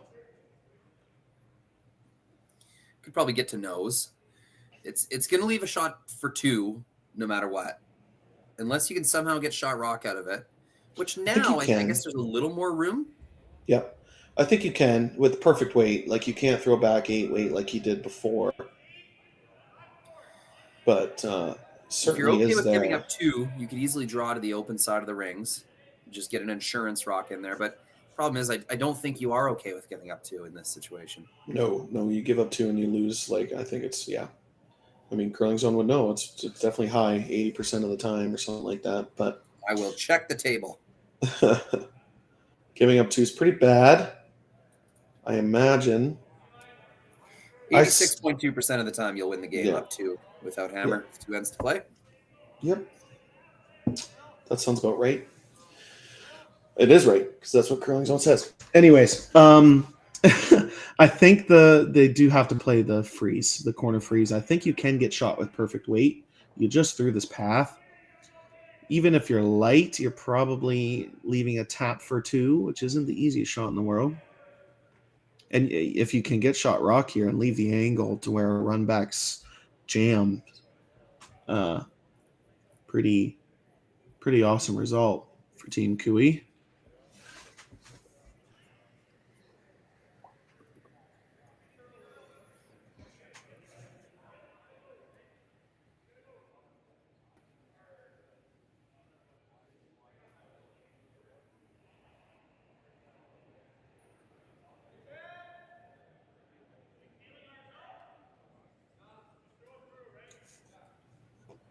So Matt Dunstone takes 4 and 6 to go up 7-3 over Brad Gushu. Wow. Brad Jacobs is up 5-3 with hammer over Ryland Kleider. And Brent Pierce up 4-3. Mike McEwen has hammer in the 7th. That's been an incredible story, the Brent Pierce story. Yep, they are certainly the Cinderella story in this event. They've had some tough opponents as well, and they've managed each time. Playing last night to qualify for the playoffs, playing my dad's team that he coaches, Team Knapp out of Regina. And it took all the way into the 8th end. They got that one done as well. So a number of exciting victories for that team. This rock needs to curl quite a bit. It's not going to. Pretty much perfect weight, but like you said, it was pretty difficult to get to the inside of that stone. Well, you know what? The positive way of looking at this is there's going to be they're only going to give up 2. So, well, yeah. The way this end was looking was it could have been a game-ending score for Team Epping, but now it's just going to be a shot for 2, and not a super simple one either. No, yeah, Kevin Cooey was straightforward tap, but your line's got to be dang well perfect. Before Aaron Slachinsky's really nice double and roll, they were looking at going to give up 3 or 4 and most likely lose the game. Now, Team Epping does still have a chance to get that 86% chance of winning stat. Just on the nose, tap it to full forefoot for 2 points. Last rock here in the 6th.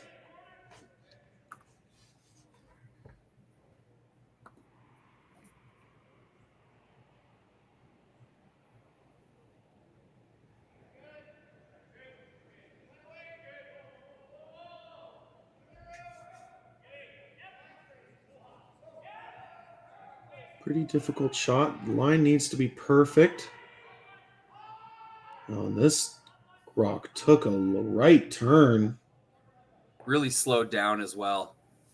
Yeah, I'm wondering what happened there. The sweepers were definitely tricked. Yeah, well, that is our last rock. Team Epping takes 1, goes up 3-2. Team Cooey will have hammer in the 7th when we come back. We asked Saskatchewan what they know about 5G. More speed? More innovation? It's gonna make our lives a whole heck of a lot easier. This is what 5G looks like. Better, faster. Sounds like 1 more G. Sounds pretty good. I don't know what it means. All you really need to know is the future of 5G is here and will continue improving through investments in network technology.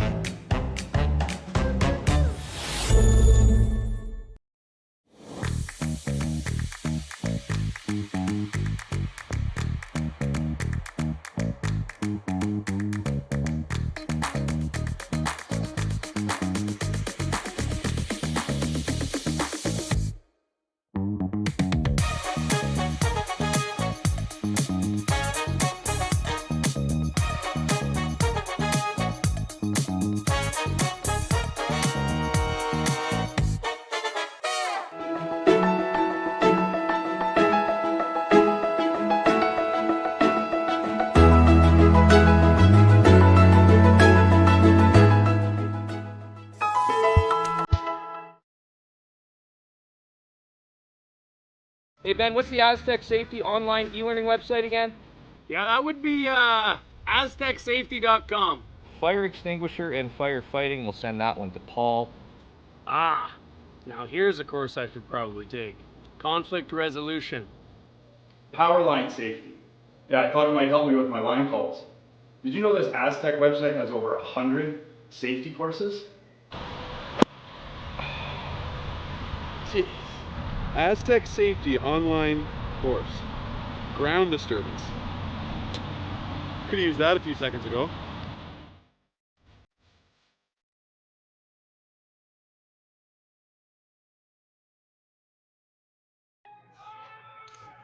Welcome back, everyone, to the RBC Dominion Securities Western Showdown.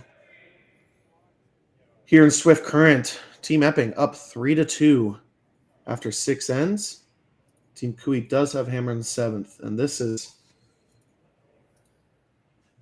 interesting situation that you see a lot of times in Tier 1, Tier 2, all levels of curling is up 1 without and 7. How do you play it?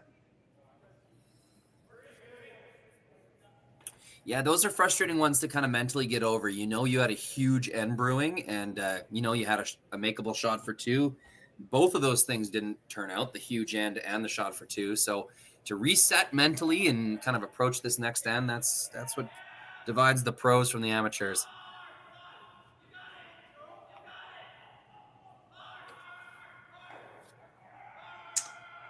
Yes. You know, when the 5-rock rule first came out, this 7th end was so interesting strategy-wise to see, because a lot of teams were going so hard to force in 7 that they would give up 4 or 5 and lose the game. You still see it this year. But it's interesting. Like, some teams would have thrown a double center guard if you're Team Epping and not played the freeze right away. Some teams are perfectly fine with giving up 2 in this situation, being down 1 with in 8.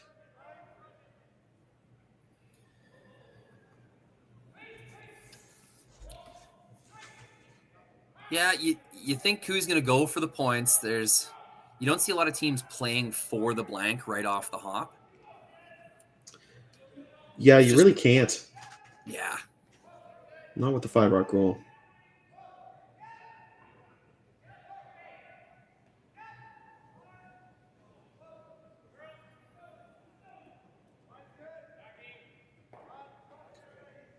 Makes the hit, wants to stick around. If that red stays around, the force is more likely, or at least force to 2 is more likely. Blank is going to be off the cards pretty soon. Obviously, with their hitting ability, you can never call it too soon. But it's the 6th shot of the end. They're not peeling. It's game on. Yep. A lot of made shots the first 4 or 5. In this game, there's been at least 1 miss by now. Everyone's been kind of making their shots so far, so it's a different looking end than we've seen.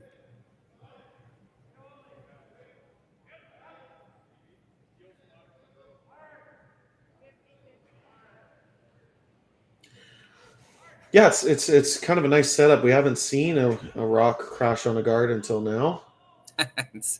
Of course. As we pointed it out. Pretty big miss by Team Kui there. As, like we said, the blank is basically not going to happen anymore.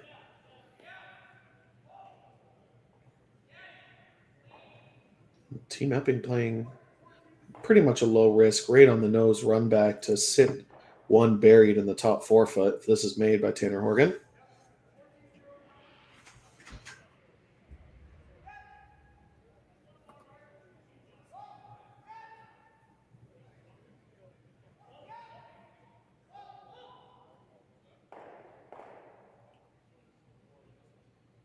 And perfect. Wow. Does stick around, but still a great shot. Overswept it by a hair, but still sitting 1 top 4 foot. There is a hole, not an easy one. And a center guard. So far, definitely advantage Team Epping. I'm seeing a lot of red rocks and not a lot of yellow ones, so it's it's Cooey's kind of. They're going to have to take the initiative and really make something happen here. Interesting that they're completely leaving the guards as they are. Yeah, definitely could have made a run back or a double peel and opened up the front. But right now, looking like they're going to be forced. Need to make a pretty delicate shot through the hole and roll behind the current red corner guard. Missed the sweep again. Yeah, that curled late on them. Yeah, and we've seen that all game, haven't we? Sweepers and line callers getting just kind of a little tricked. Like, there's just a little element of grabbiness in the ice this morning that hasn't really been there for the rest of the tournament. So the teams are definitely struggling to adjust to that, and it's unpredictable. You don't really know when exactly it is going to grab a little more. Challenging.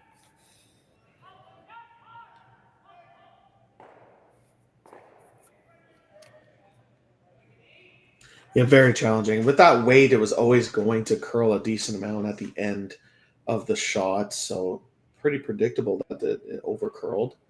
But now Tanner has basically the same run back, just off nose. I would love for this to roll to the center line, get rid of the corner guard, and be buried behind the center guard. Oh, Jake, sorry.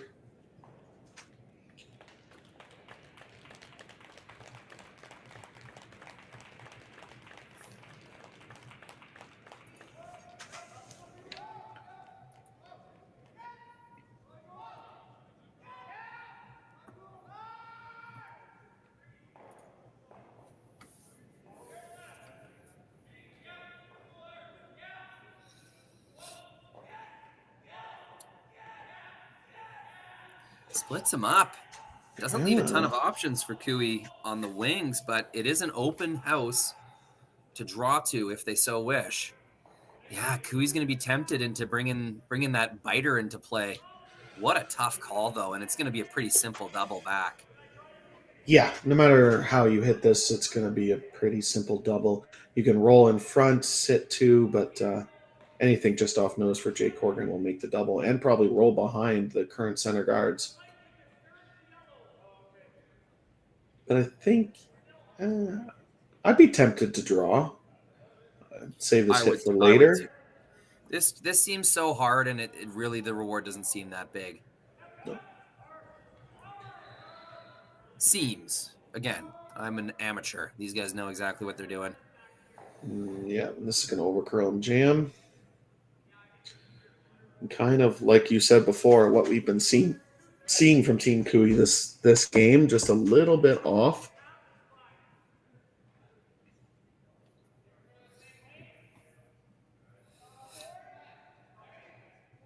And I thought you were calling the no blank a little early. This is if Epping rolls out here, they will have some type of chance to blank. No, look at those center guards. So it's going to be a hit and roll in. This is also pretty delicate. You cannot jam this. It's the only way to miss would be jamming. Yeah, and there is a hole where, like, if you do jam and roll behind the corner, Team Cooey could still chase and sit two. So pretty important across the face. You're only trying to hit about a thick quarter of that yellow stone. For Jay Corrigan.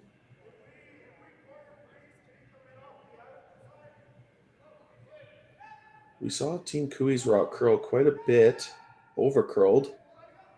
So first objective is to eliminate the yellow.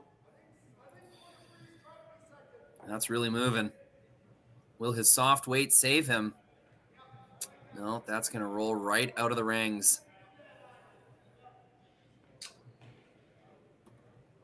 Certainly the right miss, the right tolerance was just that. Hit it too thin and roll out. Yeah, better than jamming for sure. Yeah, better than jamming. And like you said, now the blank could be possible.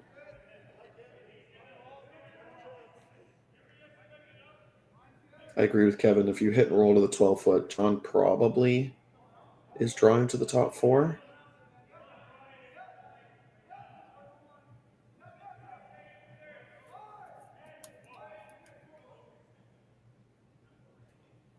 If you do nose, John will hit. He'll hit and roll.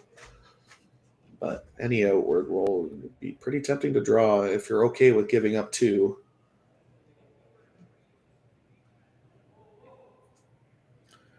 These teams have these conversations in the middle of summer, wondering what situation they like better, whether it's down 1 with or up 1 without. Most teams like down 1 with, but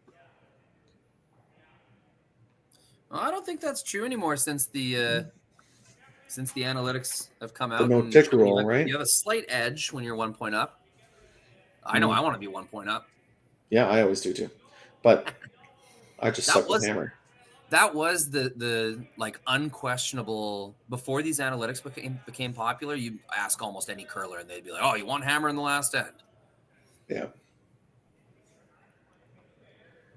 Yeah, I agree. Matchups, that is true. Yeah, it depends on every team plays every team differently, and they have their own stats and their own strategy calls. But chance for John, make this hit and roll certainly makes the blank a lot harder.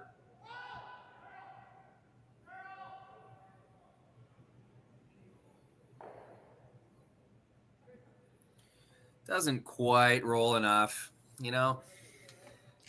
It's a big reward, like especially you could roll really anywhere under those guards, and it makes a blank a really tough throw. Yeah, it does roll to a spot where it's tough for Kevin to roll under the guard. So if he does hit, he's going to roll outwards and give John the same hit and roll on his last. Admittedly, I got confused about how many rocks are left. I thought that was Epping's last. That's okay. I'm here. Keeping track. Not exactly sure what they're talking about. Maybe talking about drawing the top 4 foot. Even though the last 2 calls were basically saying you want to blank. We have seen Kevin flip-flop already a couple of times this game, strategy-wise. In the middle of an end.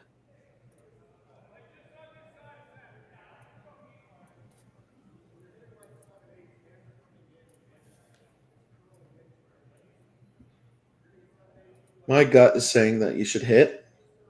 Give John the same hit and roll. Gives you a chance to blank. Even if you make the draw perfect, John is going to be pretty close on the run back or a hack waiter.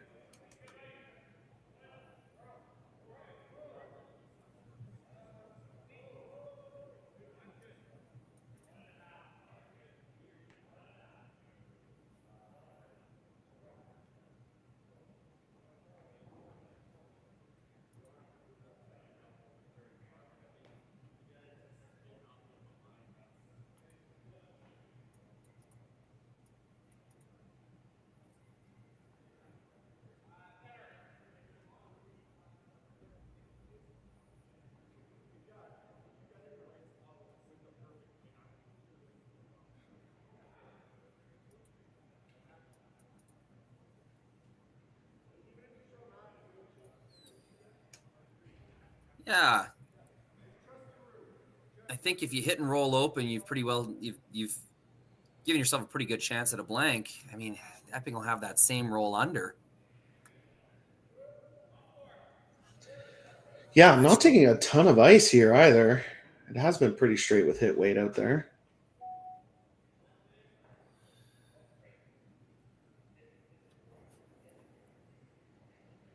Maybe just peeling it out. Well, you don't want to give Epping a free draw around the guards, do you? That's what they're doing. You do. I guess maybe they're deciding that they're going to play the run back blank attempt is my guess.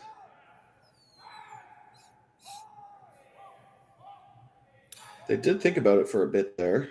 Maybe their fear was, Sam, if they roll open, maybe Epping goes pretty aggressive and makes a draw anyway. Might put it in a spot where they can't hit for 2, and that the run back would count their stone in the side of the 8 foot. You know what I mean? They thought they might get forced that way.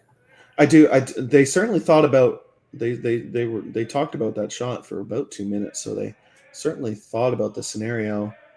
And I don't mind what they ended up deciding. Kevin will be able to make some sort of run back blank attempt, and at worst give up one. And I guess they deciding that being down 2 width isn't the end of the world is my guess.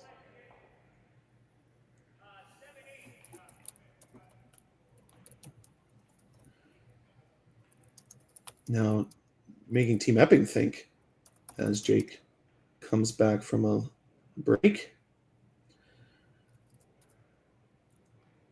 I mean, most teams, you're just like, all right, let's put this top 4. But with Kevin Cooey's hitting ability, you know, if you put it top 4, it's a relatively makeable run back to blank. And blank, I don't think they want to give up a blank if you're Team Epping. So they're trying to put this back 8 foot buried behind the corner guard, it looks like. Very interesting.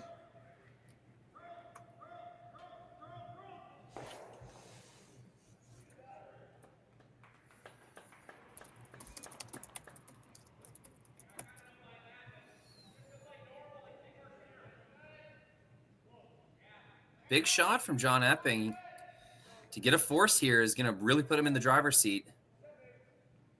That's what they're going for. Sweepers on and off of this. They like it. Might have to get some late curl.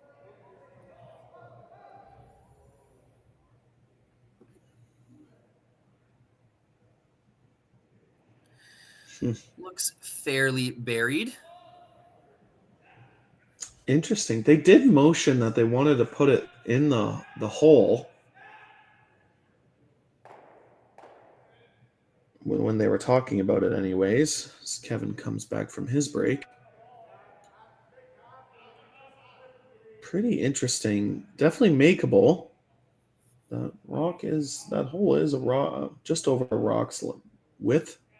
And it is Kevin Cooey's out turn. His favorite shot.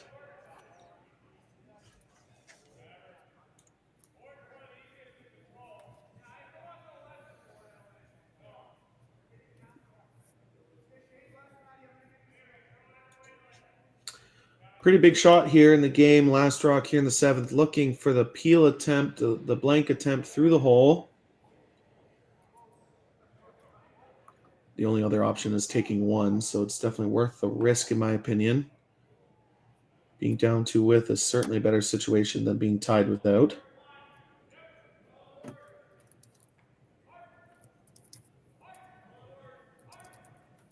As Kevin peels the hood off, gets ready to throw his last rock here in the 7th.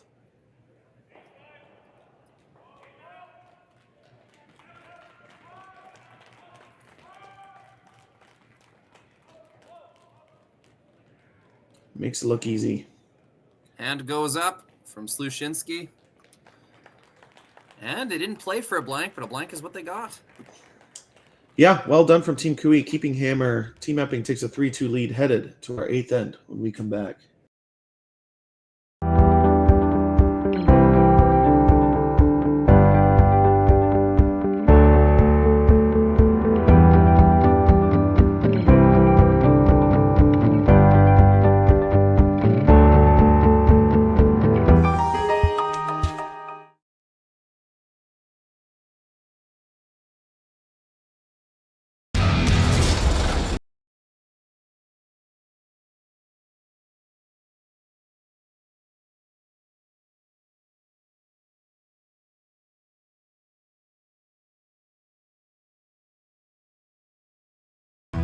Stronger agronomics, better returns,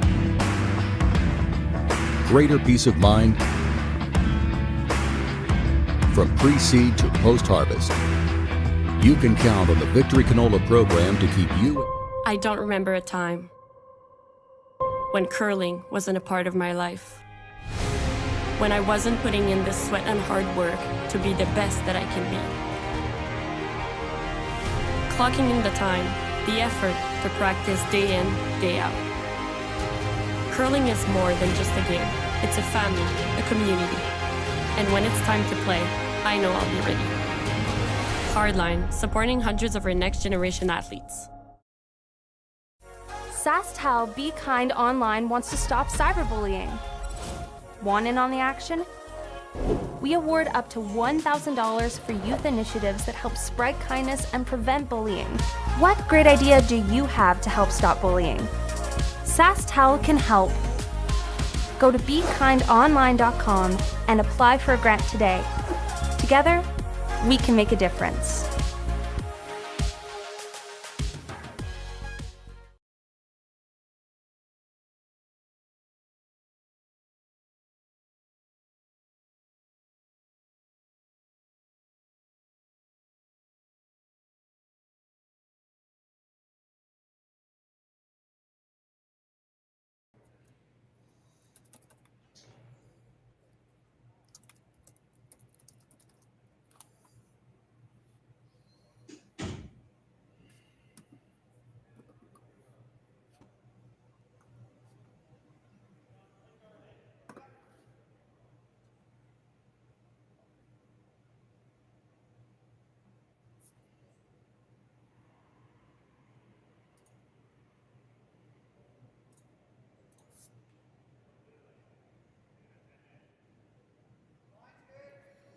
We are back, 8th end here. Team Epping with a 1-point lead over Team QUI. QUI finds a way to blank the 7th to retain hammer into this 8th end of the quarterfinal here at the RBC Dominion Securities Western Showdown. Yeah, he certainly knew better than we did playing that hit and roll on his first rock. Did get, I mean, I wouldn't call it lucky, but Epping's rock does end in the hole, and he makes a great blank attempt to keep hammer in this 8th end. You know, Sam, I thought he was really scared of Epping, like making an aggressive call to try and force him. I don't know. I think Team QUI was thinking about the situation a lot harder than Team Epping was. I think Epping was pretty happy just chasing him around the rings. QUI got afraid that Epping might ignore his stone in the wings and draw underneath to attempt to force, but not sure that was ever in the cards. But I guess we'll never know. Yeah, it's certainly interesting. Well, and as you said, the stats say being up one without is slightly better. So maybe Epping not worried because they were in a good spot either way. Just to give credit and some context to those analytics, like those analytics are taken over the entire tour season. Like, you know, my team would be contributing to those on like my SAS tour events. And the reality is I'm going to go out there against QUI and have trouble scoring even 1 point. So the analytics are based on a very broad data set with lots of tour teams. Elite versus elite, those numbers change quite a bit.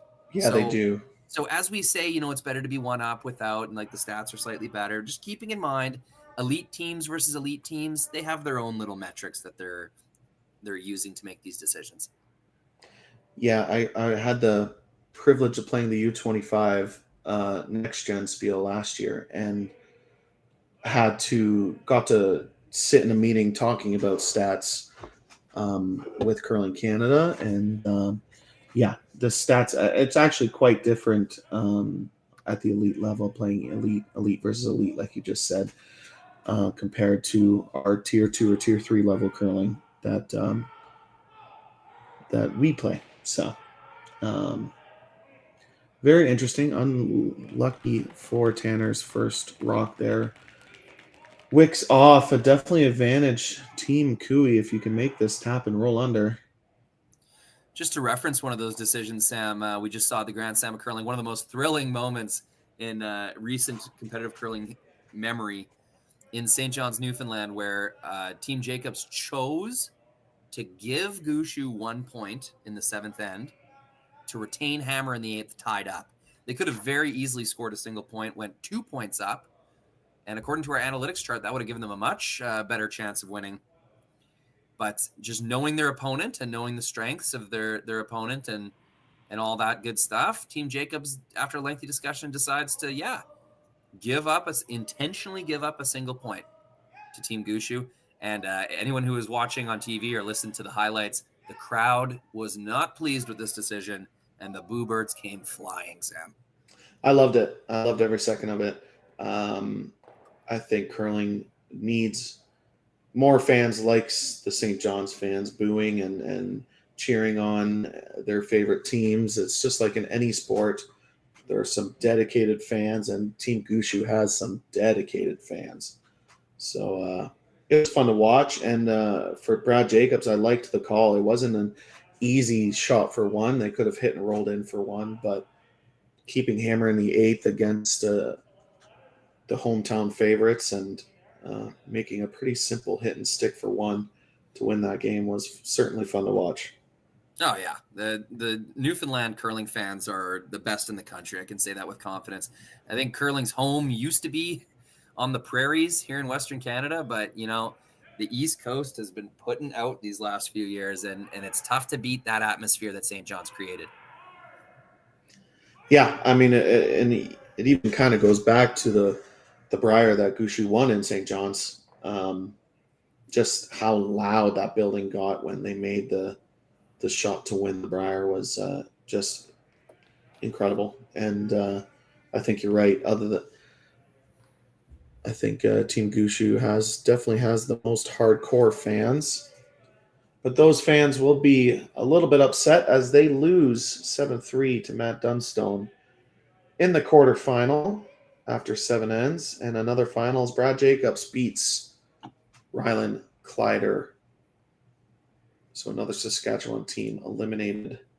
Brad Jacobs winning 9-3. Do you think Team Kleider has the betting favorite going into the Saskatchewan Tankard? With no Team McEwen there, you got to think so. Yeah. Mm-hmm. There'll be a few top teams duking it out at the SAS Tankard. Hopefully I'm one of them. Yes, hopefully you are. Sneak into that very last spot. That's what. It'll be Kleider. I would say Kaltoff, Laycock, Steve Laycock's team, always a threat. Yeah. With club manager of Swift Current, Chris Heichert on that team. Should be exciting. All provincial championships are very fun to watch. Yeah. Just something special about them. Yeah, I got to commentate the Ontario provincials the last 2 years. Hopefully I get to be playing in it this year. But we have our last chance qualifier coming up. Just want to welcome all the fans from those quarterfinal matchups that you said we're just wrapping up. Looks like our views just took a big old bump as people were finishing up those games and joining us here. Welcome. My name is Rory McCusker. I'm with Sam Steep, Curling Stadium. We've had a back and forth battle. Team Epping, I would say, has had the edge. A couple ends that looked like they could have been really big ends for Team Epping, Sam, but some heroics by Aaron Slushinsky in the 6th end and Kevin Cooey saves that end, and they end up forcing Team Epping to 1 after it looked like they were going to score a pile. Yeah, I've been pretty nitpicky against Kevin Cooey's strategy pretty much all game. Called some interesting strategy calls, but the fact that they're down 1 with, they put themselves in a winning situation, and they're currently about to draw to sit 2. 1 top 4 foot here for Aaron Slushinsky. As they have been all end.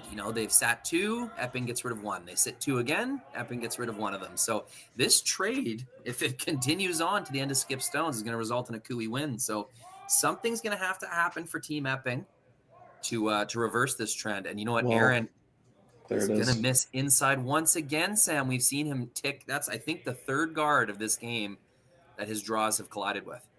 Yeah, I think it's a mix of 2 things. I think his rocks are curling a little bit more than Tyler's and Kevin's. So Kevin is getting a little bit fooled on where to put the broom down for Aaron, considering that's, like you said, about the 3rd stone Aaron has wicked on the center line this game.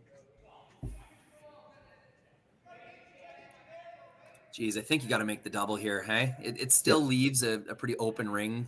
Cooey's got 3 stones left. He can easily hide them in pretty good spots, but I think you got to get rid of these 2 yellows, don't you? Yeah, if you try to play the hack weight, hit and roll under, the yellow might still be shot once it jams in the back. A pretty delicate hack weight, hit and roll too. So make the double, and you kind of force Team Cooey to have to make a perfect hit and roll.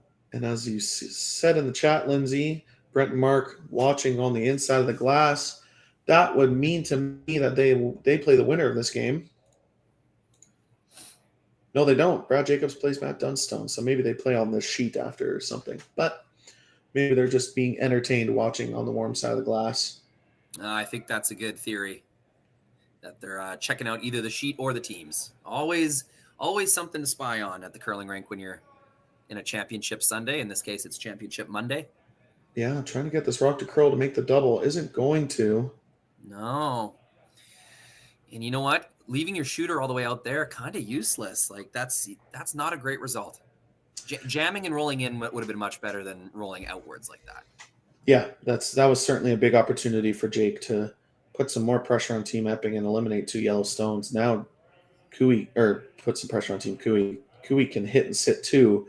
They're just worried about leaving a double. If they nose, they leave a pretty natural quarter rock double. I love how the guy throwing the stone is just standing in the hack, not participating in the discussion. That's kind of funny to me. Oh, he still wants to get rid of it. Yeah, this is interesting. I guess it's Oh, go ahead. Sorry. No, I thought they were playing the hit. That would have been an interesting call, but they're playing the draw. They are switching, and they had to. They are switching paths, going to the other side of the sheet. See, those little broom taps, it's kind of like a Skip's way of thinking out loud. They're just sort of testing things out, Maybe if I visualize with my broom here, okay, no, I don't want to do that. Little tricks the commentators, if nothing else. Yeah, I wouldn't want to be a coach sometimes, especially for Mike McEwen. His broom just flies everywhere. That really slowed down in a hurry, Sam. Like the sweepers thought that was heavy, and it ground to a halt almost perfectly in the top 4. Yeah, that was a pretty great shot. Sitting 1-3 right now, and finished perfectly top 4 buried. Going to be really hard to chase. John either having to make a double run back or throw a very delicate backline tap. I think that intern curls enough. You can get almost to nose. I'm not even positive you have to tap it all the way back. I think if you just give yourself a good one right on the center line, knowing that you'll likely tap it again on your next one. That's if you want to win the game right now. I mean, eliminating yellow stones, you could make the argument that, you could just play for the extra. Make sure that Cooey's going to have a shot for 1, but I know how much Kevin Cooey hates going into the extra end without hammer. I suspect he'll try anything to score 2.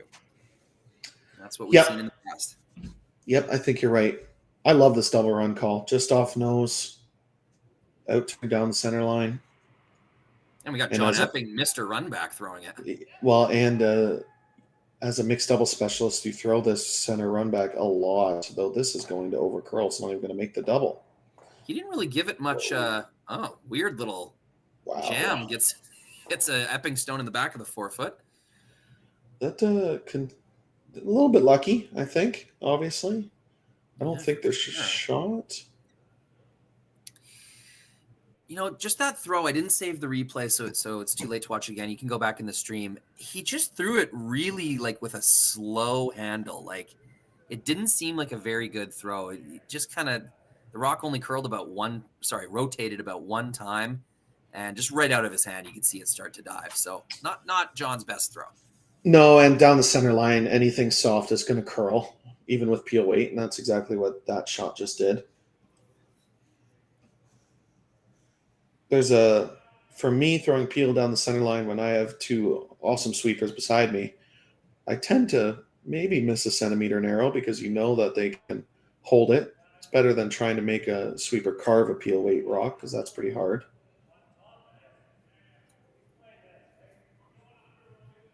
Us skips can cheat a little bit when we have good sweepers in front of us.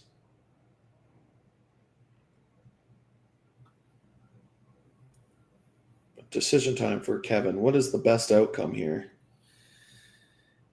Yeah, you really want to score 2. Hey, you want to avoid going to the extra. So, yeah. But in this case, I think the shot's the same. It's the out-turn freeze on that back red, isn't it? The freeze would be a game-winning shot, though it is much harder than just throwing a double or a hit. You can't really see very much of that one. I mean, I guess with the right weight, you don't have to throw a million miles an hour. It's really just about rolling your shooter more than anything, isn't it? Yeah, and I think you have to think about who the skip is. I mean, I've said it about 6 times this stream. Kevin Cooey loves his inside-out out turn. He won a Brier throwing a board weight double on his inside-out out turn against Brendan Botcher. So absolutely, he did. I was he there. loves this shot, and he makes it. You know, it's probably 98% of the time. Not to curse him on this one, but make this double. You're going to be sitting 2 buried on the center line, and John Epping will either have to make a freeze or a run back against the loss. And Kevin still gets to throw one more time. Yeah, it's looking pretty good for Team Cooey, especially if they can get this rock in a good spot, lie 2.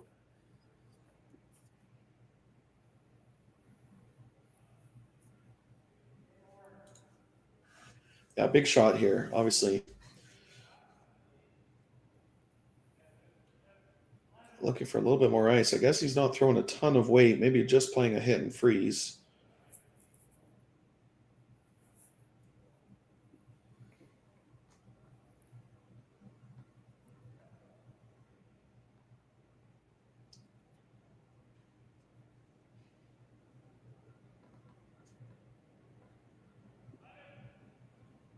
Yeah, that looks like really soft weight. It's like almost heavy hack kind of thing. Yeah, looking like that board waiter that they're just trying to hit about half of a rock and hit and roll to center, though this is taking off on them right now. Gets one. It does get a pretty good roll. That's not bad at all. Could be game-winning shot. I think they would have wanted it just a little bit more action so it might jam on that back red. The run double is still available. Yeah, John looking at the angle run because it makes the yellow double better. If you play the center rock run double, it's pretty difficult. There's not much space in between those 2 yellows. You'd have to hit it perfect to eliminate both stones. That's why they're going to play the angle. Yeah, but like, does the added difficulty of running a further stone at an angle make up for the better motion that the yellows are going to have? I don't know if it does. I'm not 100% sure it does either, considering you just threw the run back down the center line. Yeah. But this is John Epping's wheelhouse. When he was the best team in the world, he was making these angle run backs all year. The last rock here for John Epping needs to at least hit one of the yellows out to force Kevin Cooey to throw his last. Off and on. Gets one. Rips both yellows. It's a beautiful shot, John Epping. How about that? That symbolizes John Epping's year so far this year. They've went from like 35th in the world to 11th, mostly because of confidence and shot making like that. Just an excellent throw. That's just who he is. That's what he does, is makes angle runbacks. Yeah, I remember one year Grand Slam in Yorkton. This is quite a few years ago, maybe 7 or 8 years ago. Just could not be stopped. Angle run after angle run. Yep. It's just a different level of confidence for shots like that. That's a 20-foot angle run back double. I mean, to see the stats on how often that's made.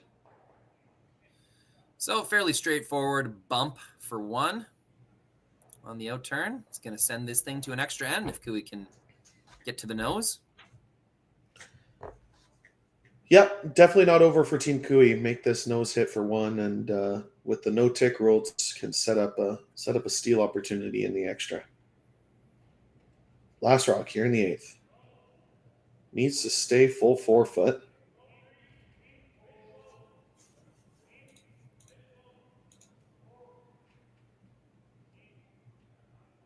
Sweepers haven't touched this yet. Looks no, the broom goes down and makes the nose hit for the extra end. As we do have another final, Team Brent Pierce beats Mike McEwen 6-5. Another upset in the Cinderella story. This event continues for Brent Pierce. Wow. And they will play the winner of this game. Team Epping will have hammer in the extra end when we come back.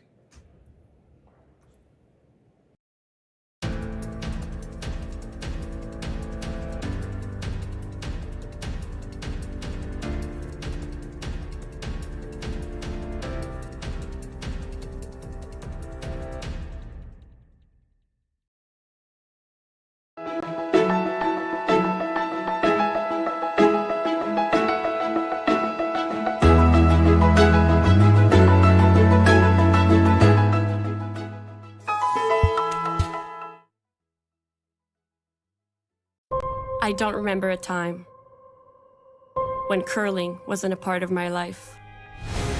When I wasn't putting in the sweat and hard work to be the best that I can be. Clocking in the time, the effort to practice day in, day out. Curling is more than just a game. It's a family, a community. And when it's time to play, I know I'll be ready. Hardline, supporting hundreds of our next generation athletes.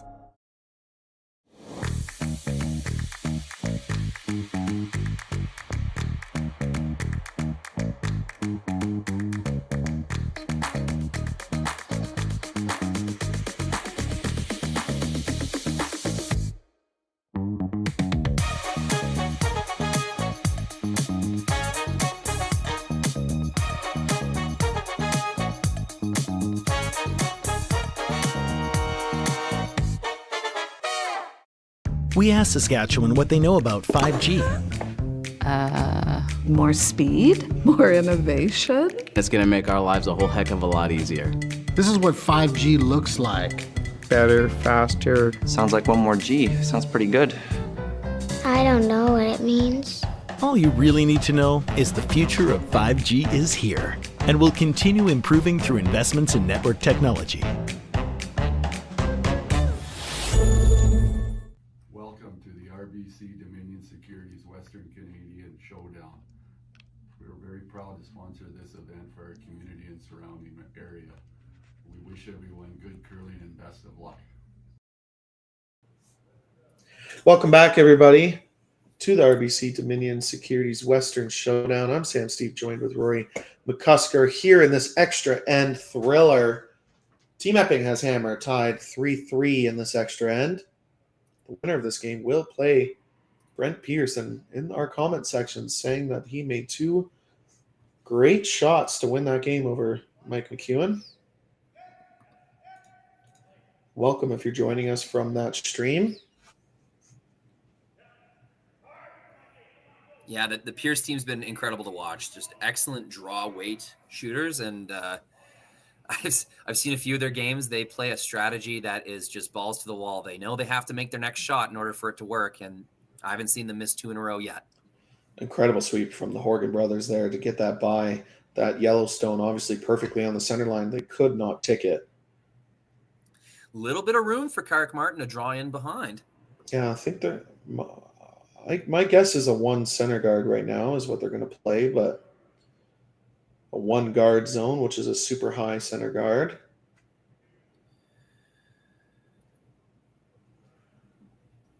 Brent Pierce currently ranked 56th in the world.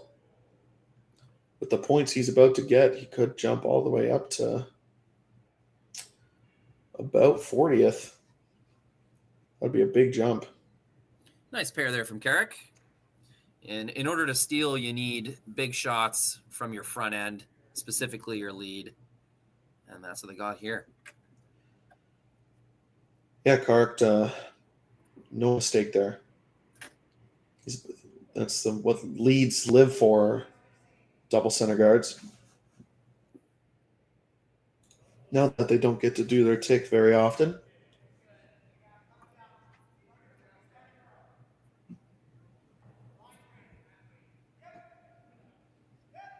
Chance for Ian to respond. He put a pretty good rock in the top 8 foot, a little higher than they would like it.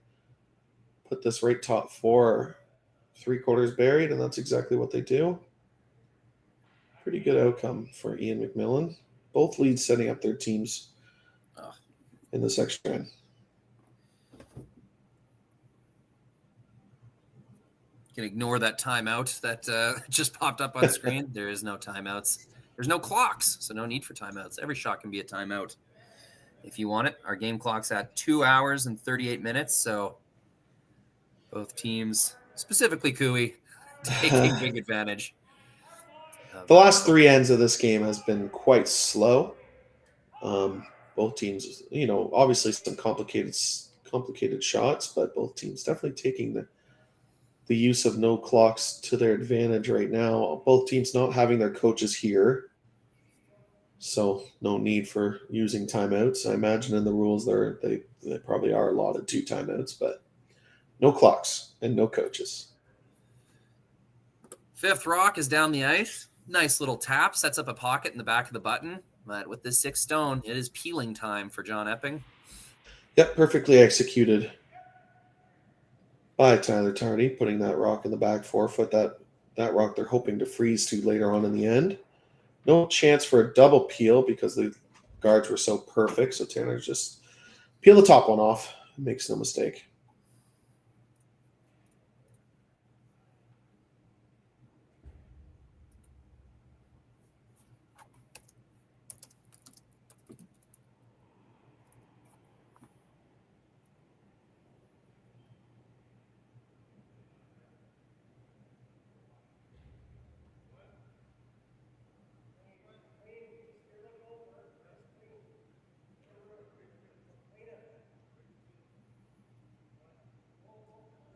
So, Tyler throwing the one center guard, put it right back where it was before.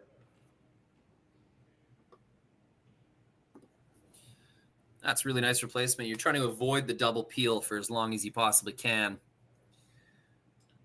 I mean, as a second vice and skip, to those one guards can be very difficult to throw. You don't throw them nearly as much as a lead does, and to kick out that slow in the hack and not hog the rock, it's just sometimes it's hard to believe, but it makes no mistake.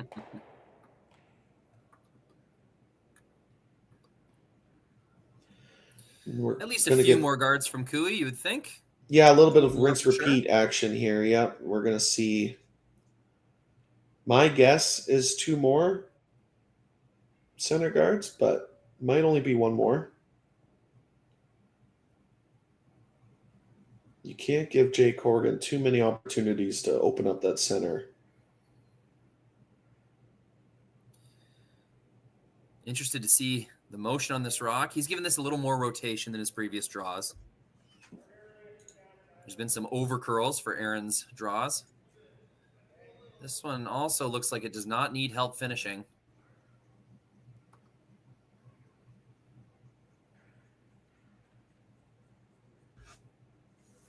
They had to get that over the hog line. Good sweeping. And that rock curled a whole rock more than Tyler Tardy's did. Mm-hmm. With the We've same seen that all game, eh? Yeah. So is this enough of an angle, Sam, where you might take on a double peel? No, I guess with that broom switch, the answer is no. I wouldn't. I think it's a little bit too scary. You could triple stuff, and then Kevin Cooey's sitting one on the button buried. Just peel the center guard, and you need Team Cooey to flinch first. They need to draw the top 4 foot first.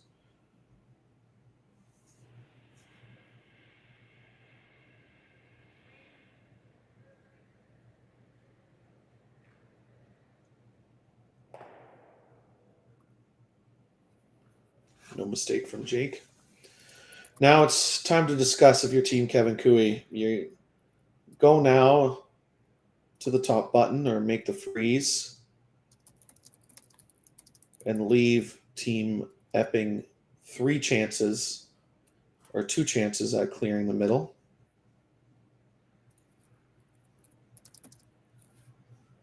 Or do you throw 1 more center guard?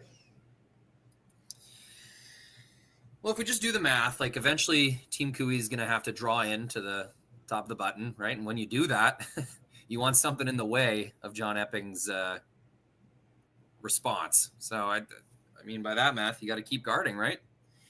The risk is Epping beats you into the 4 foot, eventually ignores your guard, and just draws one in there himself. So that will be the decision, I think, for Cooey's first stone. Yeah. Yeah, I like the high center guard, and he just made it. You can pretty much guarantee that Epping will peel this one. So that's more than enough reason to throw it. Yeah, as long as you don't set up an easy double peel. That is the only scary part, as this one is sliding a little deeper than they wanted. Yeah, separation not quite as good. I think it's worth the risk, Sam. I think you got to take it on. Yeah, I think so too. Just off of about 3/4 of the rock.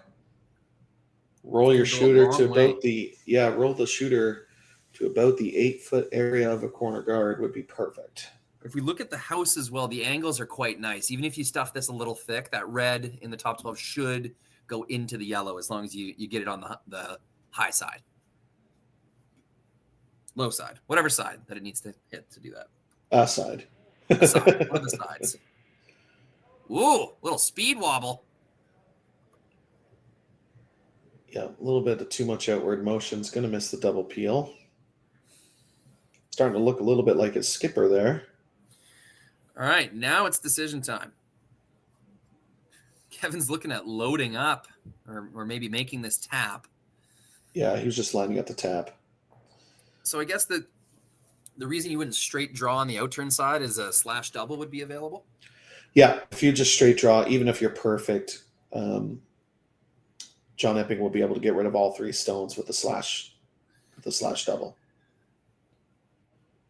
If you make this tap perfect, keep this yellow corner frozen on the red, it's going to be in a pretty good spot. And John's going to need to make an upweight slash and then going to need to draw the button for the win. This is his next 2 shots, if I'm a good guessing man.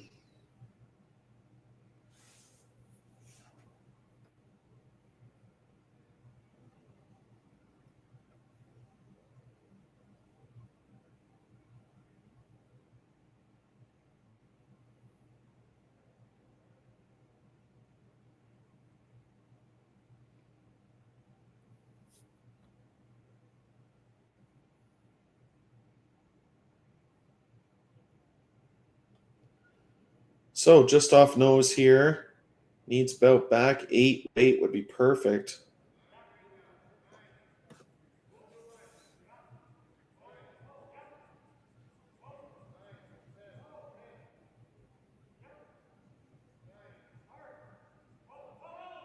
Line looks really close, Sam. And this needs to curl. This looks pretty heavy. It is. They'll get shot rock out of it.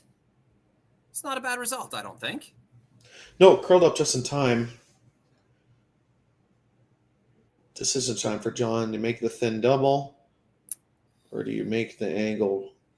Or Just being his first one, the amount of good that comes from moving the center line stones, I would be tempted by this as well if I was John Epping. There's a way to really hurt yourself here. If you just barely miss and leave some junk up front, and leave Kui shot rock. Yeah, I'm interested to see if they're playing the nose, which it looks like they are with that broom placement. I think you want to stick the red one in the top of the button, don't you? Yep, I think so too. I think it's the right call. Right on the nose.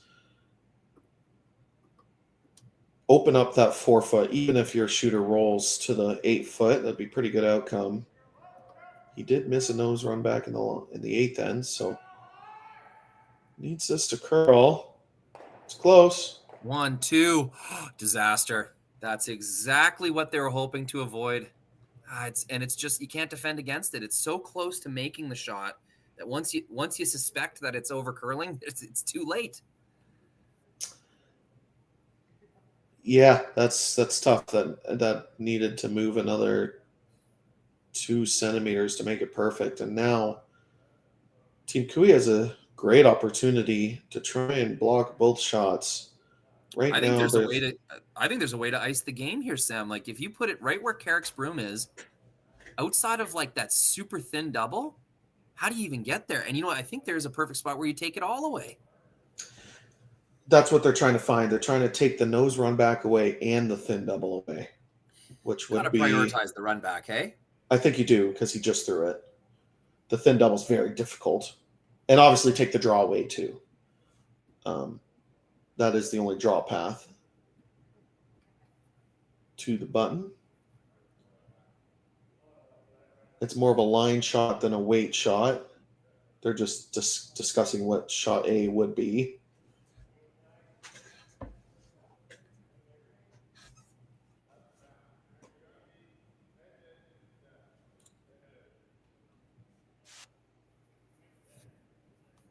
Really exciting stuff.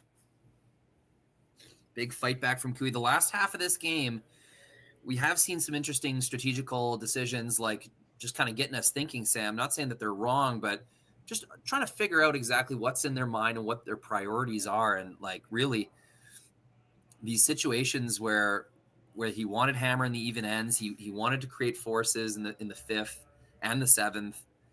It didn't exactly turn out the way they wanted to, but they did have hammer in the eighth end.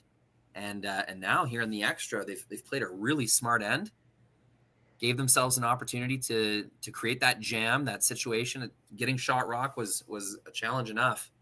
And now a shot to more or less win the game is available. There is a perfect spot that Kevin can put this. It's going to lock off the scoring area for John Epping. Yeah, perfect spot being, top 8 foot, top 12, even a 3 guard, right in the gap in between the red and yellow stone. That takes away the draw, takes away the in off, and probably only leaves the run back. It's very difficult to take all 3 shots away, but they're trying to do it.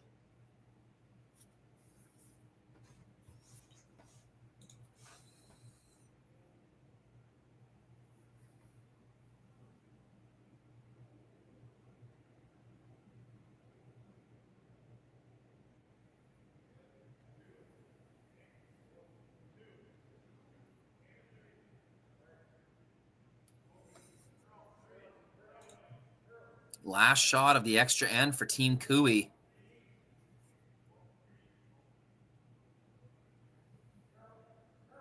This is definitely lighter than they were originally hoping for. Had to manage the line though, Sam. Yeah, I mean, Team Epping had 3 shots. They had the double, the draw to the button, and the run back.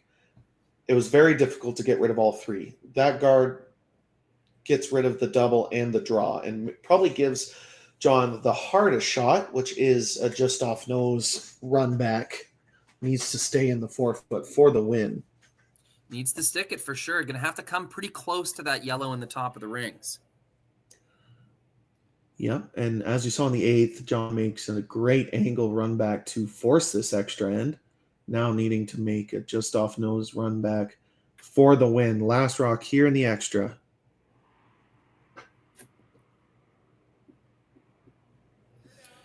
Nice delicate weight to stick. I'll have to manage the curl now, though.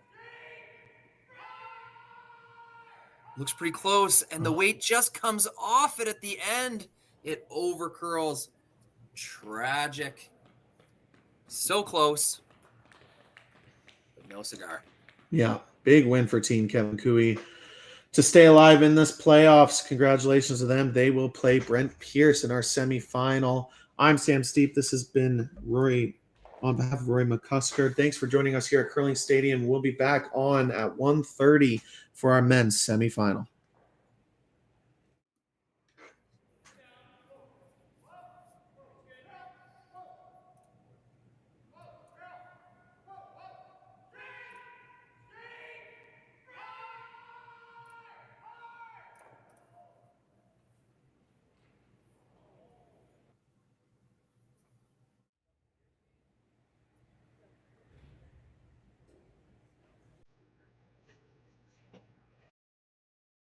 Handcrafted in Canada, Hardline's ice pad has revolutionized curling for over a decade.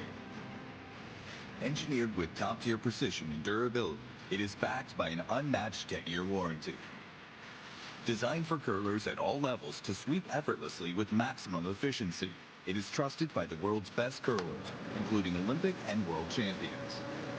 It is quite simply the best brew in the game. Hardline. Join the revolution.